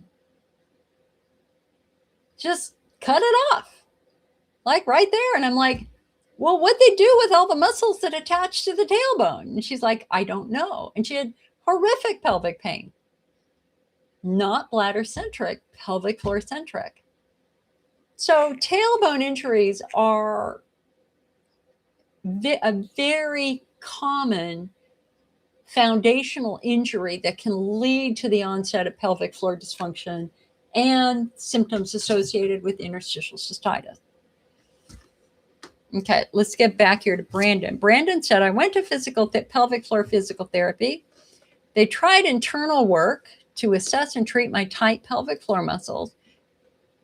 She also said I had a positive Carnett sign. You have a history of sexual abuse. I told them I could not continue pelvic floor physical therapy because the internal work was too triggering. You can tolerate the external work and the myofascial release okay. I also seem to tolerate pelvic floor physical therapy when I use Valium suppositories the night before. Okay, so Brandon, number one, I'm so sorry. I am You are not alone, my friend. You would be amazed at the number of patients that I have worked with who have developed pelvic floor tension because of sexual abuse or physical abuse in childhood. And I'm so, so sorry that that happened to you. And I'm so sorry that you were injured. Should never have happened. And this is not your fault. Again, you have done nothing wrong. We had a research study done by Ken Peters up at Beaumont Health, which found, oh God, what was the percentage? It was a really significant percentage of pelvic floor patients had a history of sexual abuse, especially in childhood. In women, one of the ways that it manifests is something called vaginismus. Because you've got a child's body that's responding to something painful. So what is that body going to do? It's going to lock down tight, and the muscles are going to get very tight in a guarding reflex. And so I've worked with many women over the years whose muscles are so tight, you can't get a finger in their vagina. They have never been able to have a vaginal exam. They have never been able to have sex because their muscles are so freaking tight from that trauma. Man or woman, it doesn't matter. Trauma is trauma. The body reacts to trauma through guarding. But here's the thing. And I guess I need to say two things to you.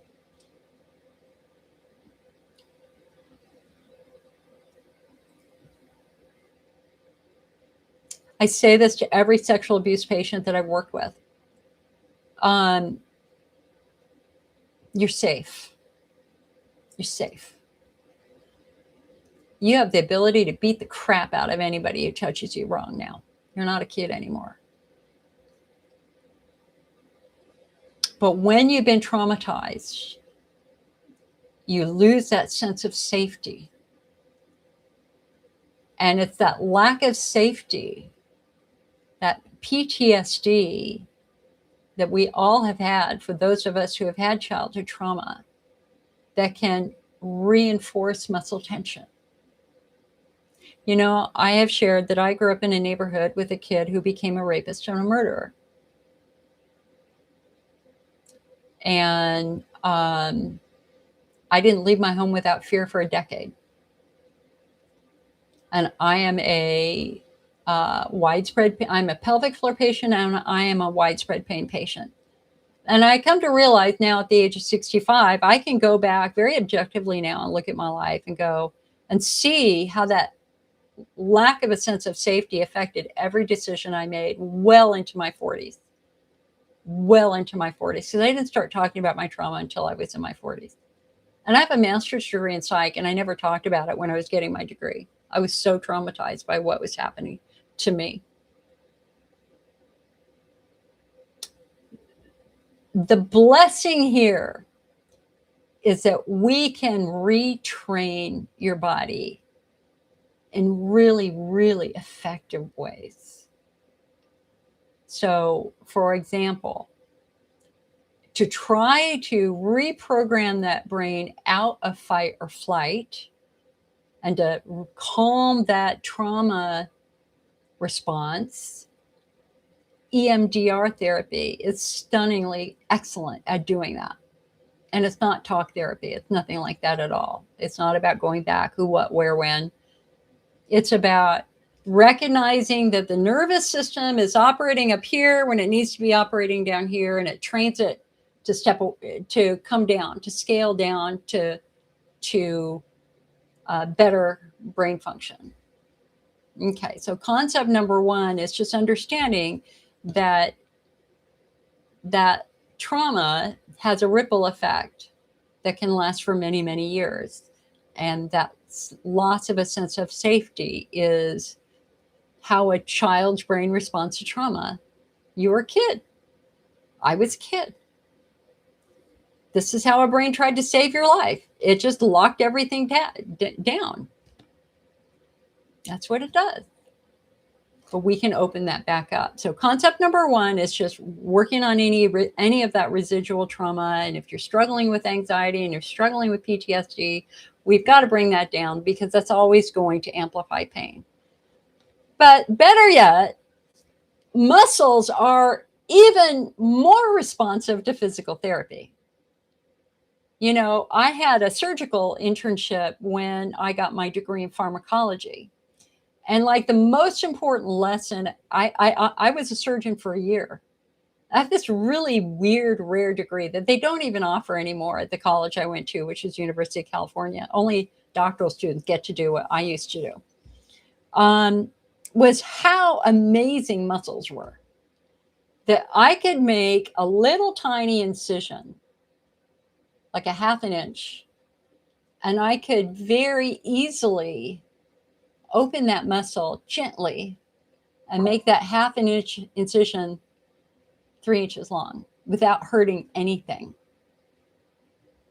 Muscles, and then when you close up that incision, the muscles come back. That muscles are stunningly responsive to physical therapy, provided you do it. Your barrier is that you're a trauma patient. You're a sexual trauma patient. You don't want anybody. You listen, your brain remembers everything. You don't want to be touched down there, period, end of story. And that's where you've got to talk to the physical therapist about. You've got to just be really blunt and say, listen, this is really awkward for me. This is really uncomfortable for me. And it's that physical therapist's job to ease any concerns you have. And more importantly, show you how you can do it on your own, even with a wand. I had a double mastectomy 2 years ago, like 2 years ago in July. I will tell you right now, I will slug anybody who tries to touch my chest right now. Anybody. Like, leave me the fuck alone. It hurts.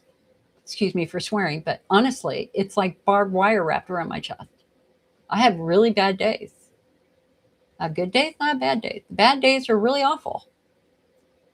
And, you know, I have come to see that I am doing exactly what anybody does after a major injury, which is like, stay the hell away from me, please.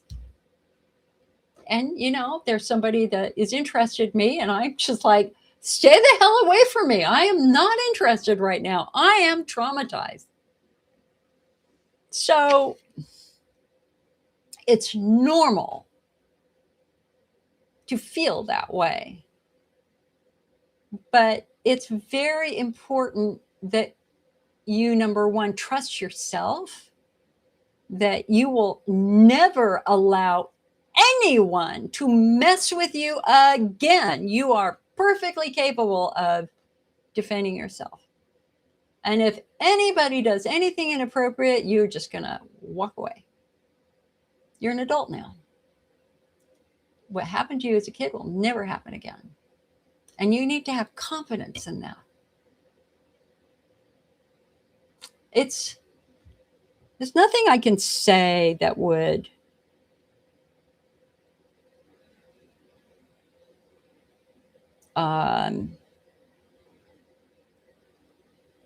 it would be very wrong for me to say that you're stronger because of this experience. Oh, hell no. No.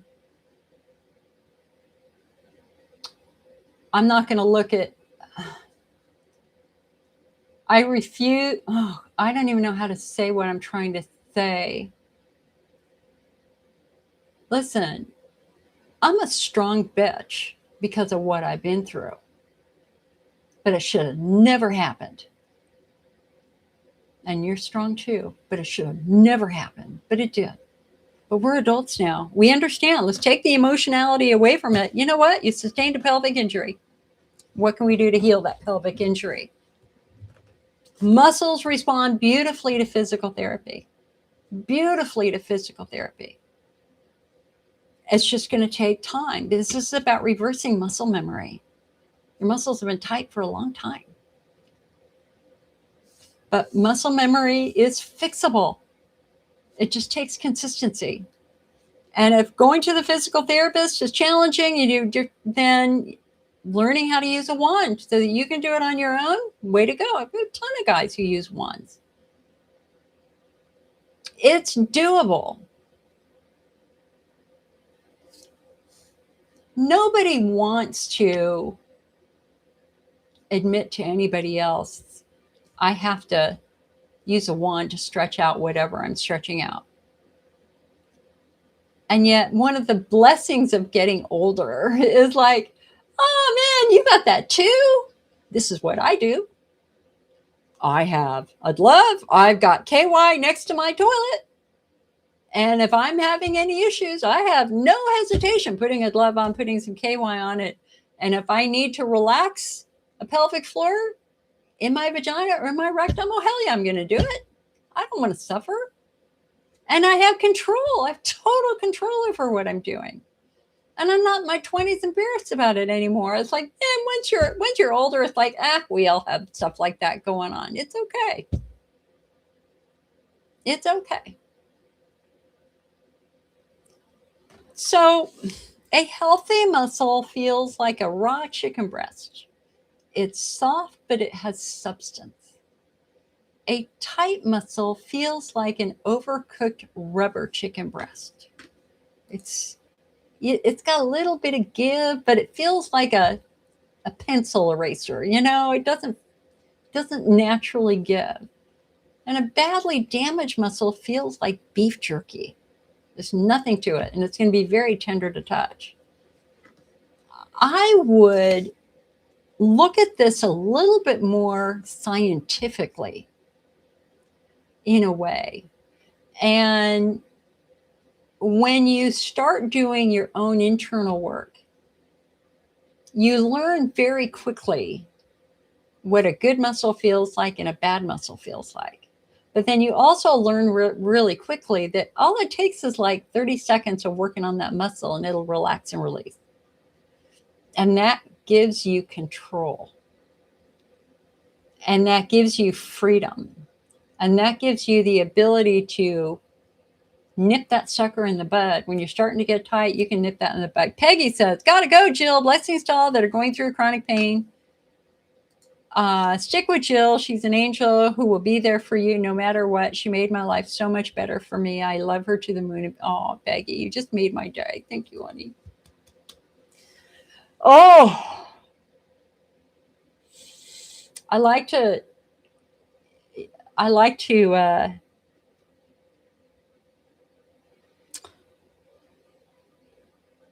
well, like isn't the right word. I haven't pondered the state of my life and the things that have happened in my life. Like, why'd that happen? Why'd this happen? How would my life have been different? I should have married Earl when I was young. I'm sure I'd have a ton of kids now. Earl was my boyfriend in junior college. Loved him dearly, but I had to go away to university.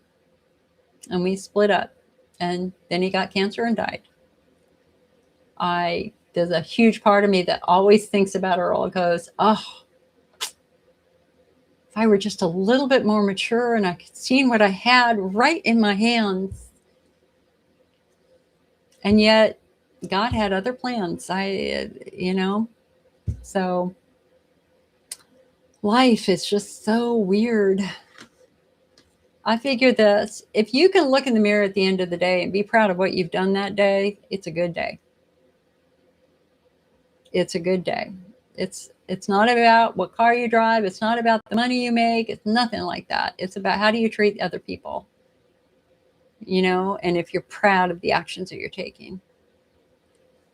So anybody out there who, if you're really struggling with something, especially if you have a history that you don't quite understand could be contributing to what you're going through, call me. I'm happy to talk. I'm happy to give you referrals. Brandon said, thank you, Jill. You make it hard. You make it easier to have the hard conversations. Brandon, my first support group, IC Redwood Empire, which was here in Northern California, was filled with men. I had I mean, it was 50-50 men, women. Most groups, you'd be lucky to get one man at a support group back then. I had a ton of men who came to my support group meetings. And it taught me a lot of things about men. Number one, that you don't get good medical care from doctors. I had one guy who lived in Marin County who had terrible pain, and his doctor told him, his urologist told him, don't tell anybody you're in pain. Don't tell your wife, don't tell anybody. Hide it. And you know, for 5 years, that man suffered with no support. Nothing, no support. I mean, talk about torturing somebody by telling him he shouldn't tell anybody else that he's in pain. Oh, my heart broke for him. Absolutely broke for him. And when he finally told his wife, oh, she was pissed off. Well, honey, why didn't you tell me? Well, my doctor told me not to tell you. Well, it's never good to hide it from the people that you love and your friends. Because, and that's something that we're all so good at. We tend to hide it because we don't want to bother anybody else. But the thing is you're not giving other people the opportunity to learn and help you. You're not giving your children an opportunity to learn how important it is to help a family member who's hurting. And more importantly, you're worth it. We're worth it. We're worth love and support. We're hurt. We're no different than somebody who's hit by a car, for God's sake. We're hurt. In some cases, we're hurt really badly. So there's no reason to hide it. Ask for help if you need it, especially for men. And of course, the second challenge that men face is because it's down there, the last thing you're going to do is talk to another guy about how sex might hurt or whatever. Anything related to down there for a guy is strictly forbidden. And I asked my dad, he lived to 100.5, and he came in here all the time and heard all these stories. Yeah, many of you met him. It's like, Dad, why don't guys talk about this? He goes, Jill, we're never going to talk about anything that would affect our manliness. And I went, you're 100. Come on. He's like, never. You're the only one who knows because you dragged me to the doctor. It's like, wow. That was, and I still remember I was working with a policeman who was sitting in a car. He was a patrol officer sitting in a car like 12 hours a day. And he clearly had pelvic floor dysfunction. And I'm like, dude, yeah, you have a partner. I mean, you talk to your partner. He goes, oh, hell no. I would never talk to them. Never. And I'm like, you're going to do it all on your own. Yes, I'm not going to tell anybody. And then I'm thinking of one guy in particular. I have no idea what happened to him, so I'm not going to say his name. I don't know if he's still with us or not. He was a young guy. He was a pharmacist. And he was like in his early 30s, and he had wicked pain. And he was so angry. He was so angry. And he went to, one of the challenges that patients with pelvic floor dysfunction and IC have is doing simple things like going to a movie. Like I stopped going to movies with friends because I did, or I drove myself because I didn't want to interrupt them. Always get an aisle seat. You can dart to the bathroom, and then if you need to go, you have your car, and everybody can stay and enjoy the meeting while you dash home because you're in pain. And so one of the goals that I had for myself again, this was really kind of before the internet, before Netflix and YouTube and all that sort of stuff. So movies were really big for us. And so my first goal that I set for myself after my diagnosis was, can I go to a movie? And I would go to a matinee by myself just to see if I could do it. And I came to love going to matinees because I couldn't work back then, but I would, once a month go to a movie. If I could, I'd be running to the bathroom frequently, but I would do it. So my friend, this gentleman, goes to the movies and he's got really wicked pain. So he's kind of squirmy, he's just like shifting in his seat, trying to get comfortable.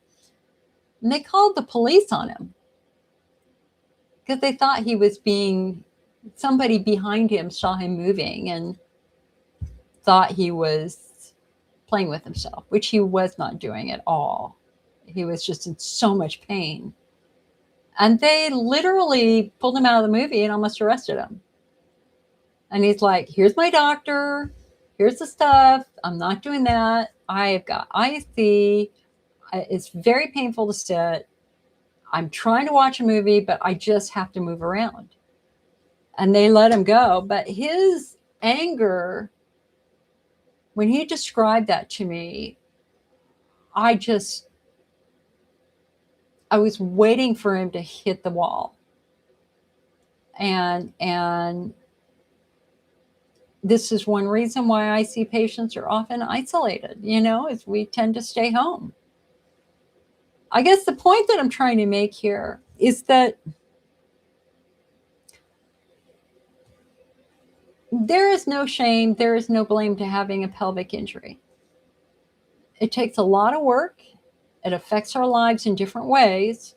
But once we find the cause of it, and once we work on it correctly, it can get better. I was able to go to the movies. I usually get up once. If I get up twice, no biggie. I always have an aisle seat. I don't care. I don't care, Oh, and then COVID hit and going to movies sucked. But anyway, that's a whole nother story.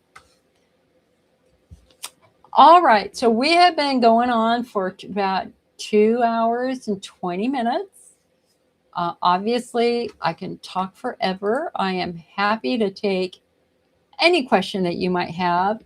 But you know what? I need to take a bio break really quick. Speaking about needing to urinate, I do need to urinate. So this is what we do every time we have a bio break. You got to rate it on a scale of 1 to 10. And your rating is how quickly can you let it go and what's your flow like. So I'm going to go to the bathroom. I'm going to come back with a rating for you guys to. I'll see you in less than a minute.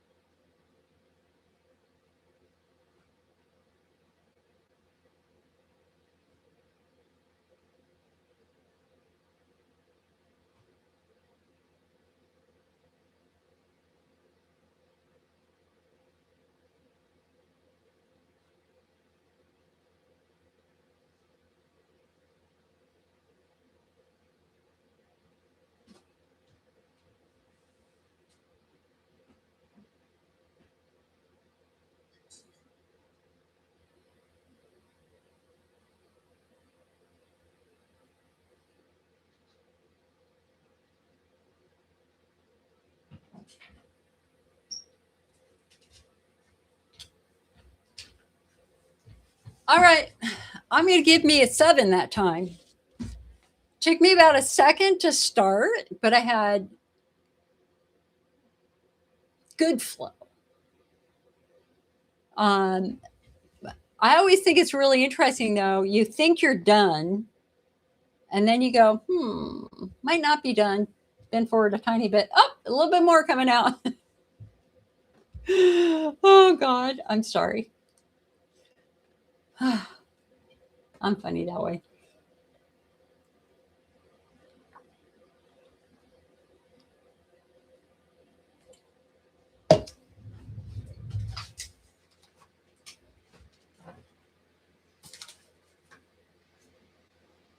Where is it? Where is it?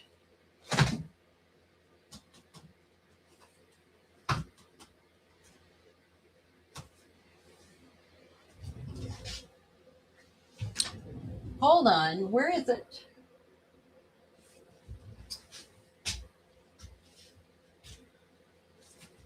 Ah, here it is. Here it is. Okay, I found it.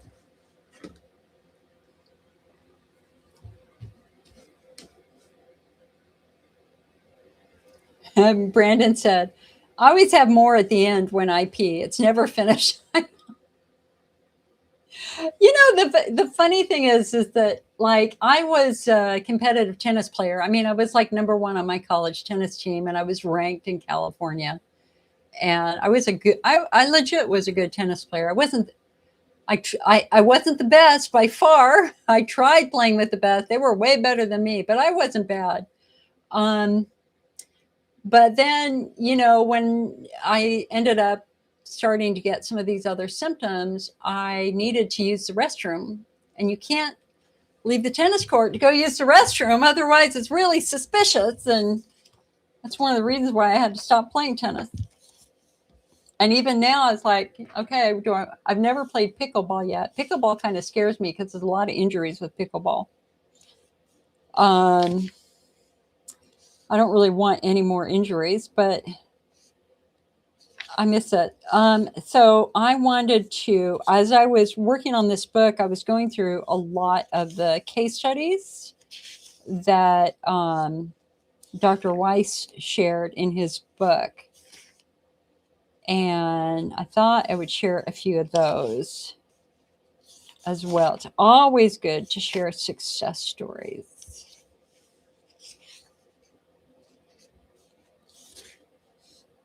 I want to find here, hold on a sec.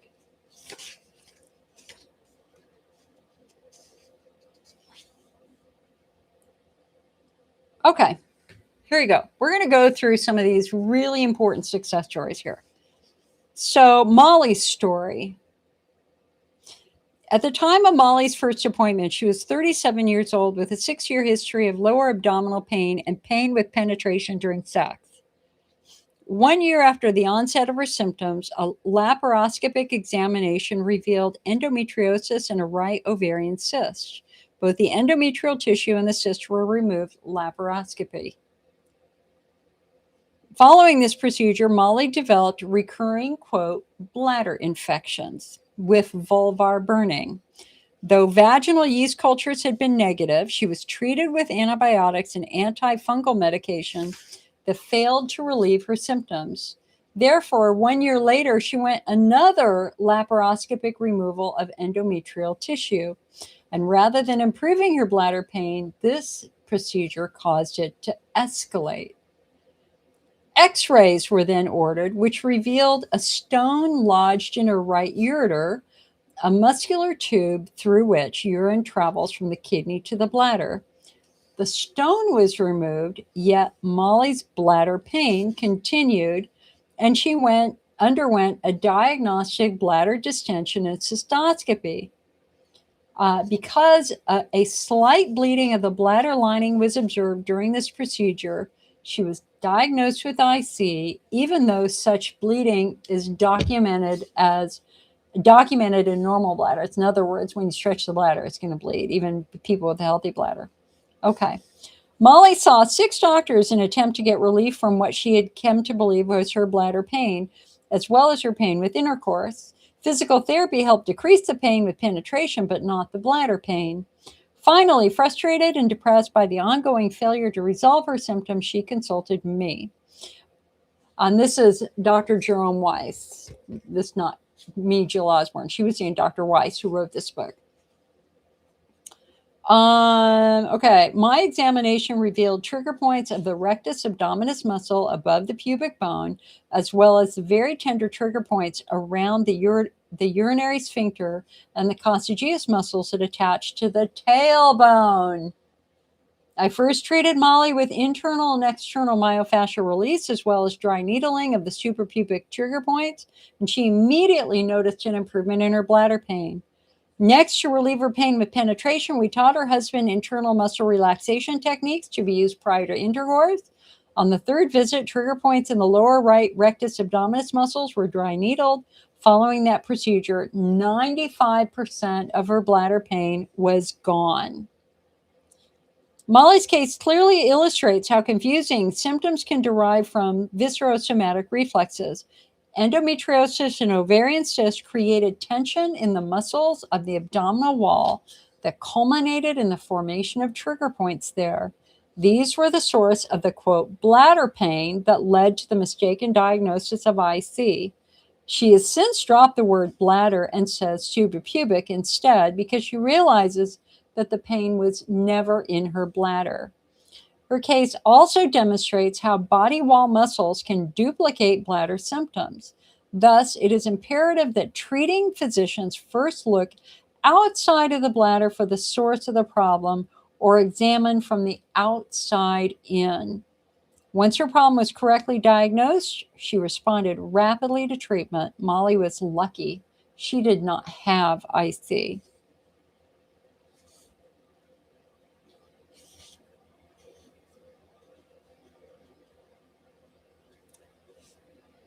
Okay.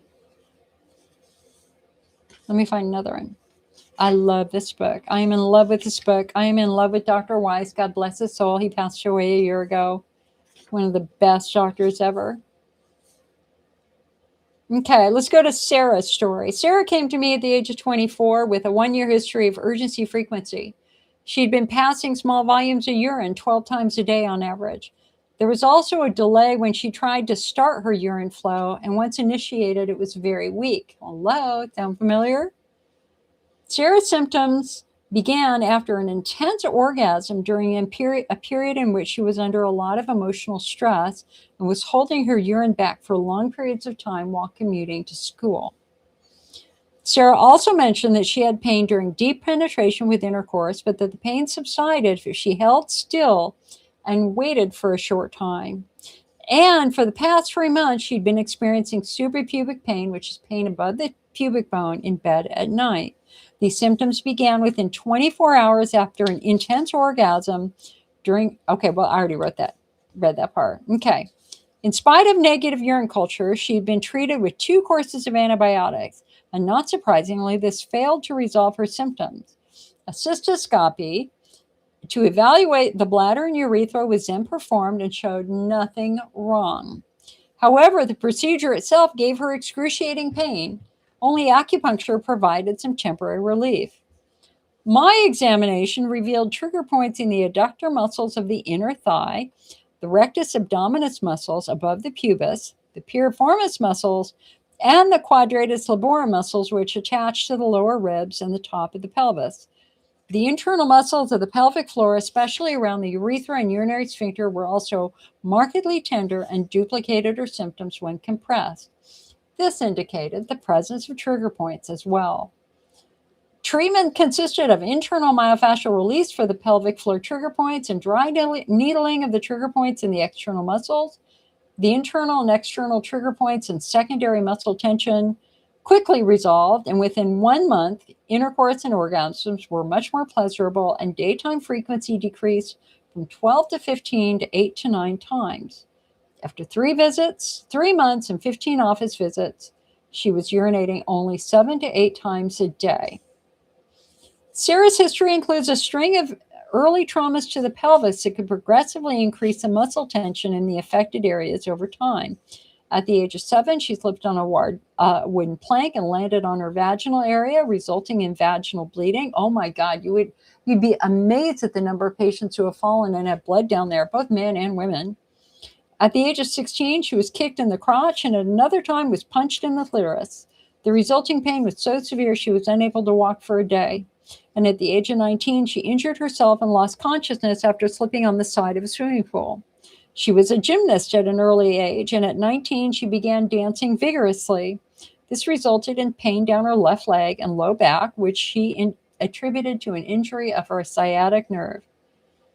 As one incident after another occurred, trigger points formed. All or most of them appear to have remained latent or asymptomatic. The only indication of a problem was the pain down the back of the leg, which could have been from the piriformis muscle compressing the sciatic nerve. Okay. One day, these tight, strained muscles were put to the ultimate test by a vigorous, prolonged series of contractions from an intense orgasm.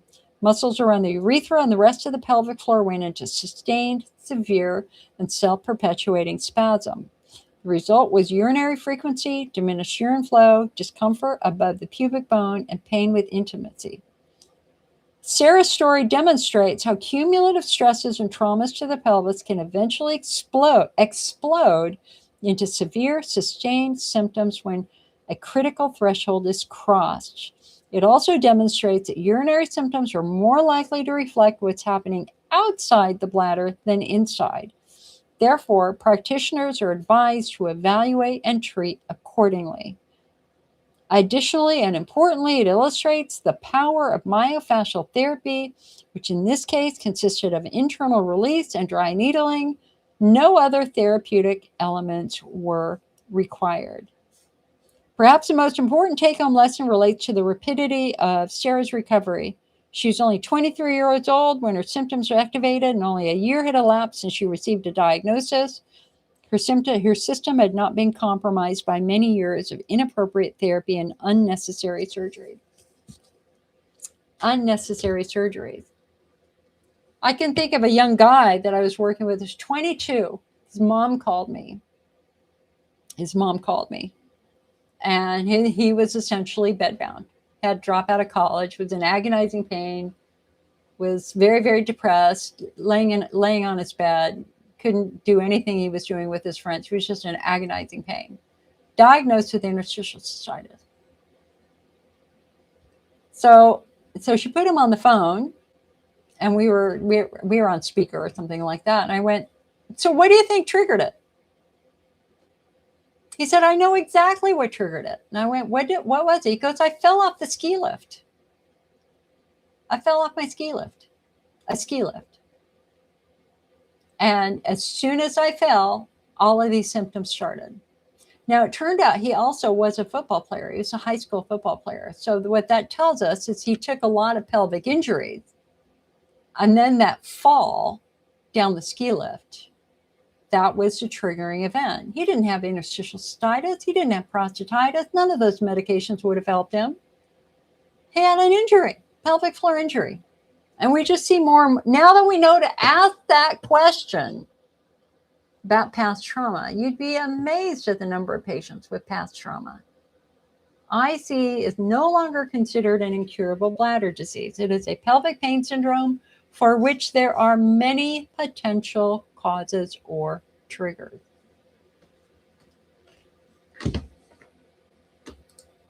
All right. Now, again, y'all are slowing down. Normally, when you stop asking questions, I stop, but I'm kind of in the mood to read some success stories here. So I think I'm going to read some more success stories. So hold on a sec. Let me find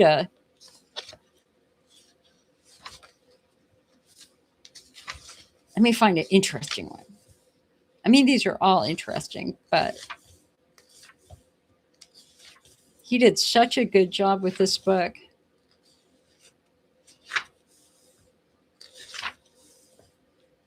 All right. David's story. David's story. David was in impressive shape for a man of 68, with a regular training regimen that would make men 20 years younger cringe. Nonetheless, he was out of his league when he sprinted up a very long, steep flight of historic stairs in San Francisco one morning and immediately developed perineal and scrotal pain. He phoned his general practitioner about the pain, who called in a prescription for Cipro without an appointment or examination, based upon the assumption that David had routine prostate infection.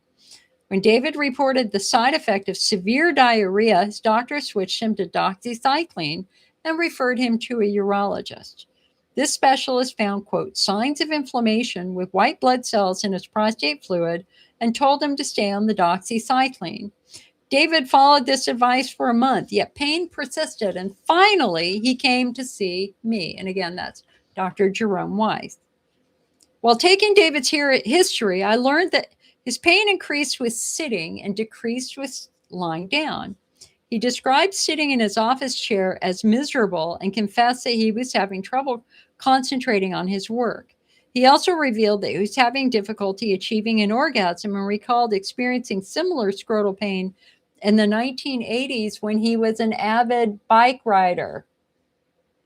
My internal examination revealed exquisitely sensitive pudendal nerves. There was also a sensitivity of the perineal skin with skin rolling and pinprick tests. I treated David that day with a bilateral pudendal nerve block in all areas of tenderness. A follow-up exam 3 months later revealed no pudendal nerve sensitivity, and all of his symptoms completely resolved with that single procedure. In fact, David reported he'd been sitting for over 3 hours at a stretch with no problems. Bottom line, it is my strong opinion, based on 45 years of practicing as a practicing urologist, 16 of which has been devoted exclusively to treating chronic pelvic pain patients, that chronic perineal pain in men is seldom the result of a prostate infection. In fact, I have yet to see such a case.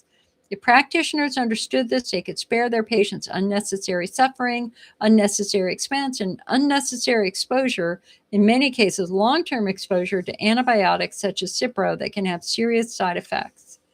Urologists receive training in organ diseases such as prostate problems, but they receive no training in pelvic muscle and nerve pathology.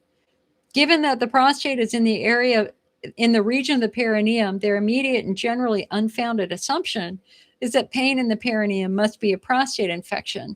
Indeed, their training is so limited that even when there is no sign of infection or inflammation, pain in the perineum is frequently termed prostatodynia, which simply means pain in the prostate. That unnecessary term could be eliminated if routine training included recognition of myofascial and pudendal nerve-related perineal pain.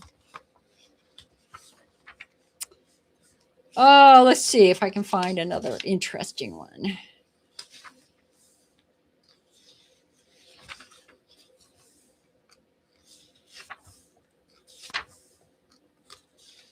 Oh, here's something very interesting. Okay. Have you ever had a bowel spasm so violent that you literally are frozen in place for a couple minutes? I used to have those. It's called proctalgia fugax. Proctalgia is a Greek derivative that notes pain in the anorectal area, and fugax means fleeting. Okay. So proctalgia fugax attacks come on suddenly with only a brief premonition that one might be coming in. And during an attack, one may be completely incapacitated and unable to move. While generally the severe spasm lasts from seconds to 5 minutes or so, some patients have reported episodes 10 minutes or longer. The attacks are sporadic, recurring at unpredictable intervals from weeks to months, and at any time during the day and night. Patients have compared the pain's intensity to that of childbirth, kidney stones, or gallbladder attacks. And as for the quality of the pain, the descriptions run the gamut from cramping, gnawing, sickening, to like a sharp object piercing the rectum, okay, or being squeezed like a vice.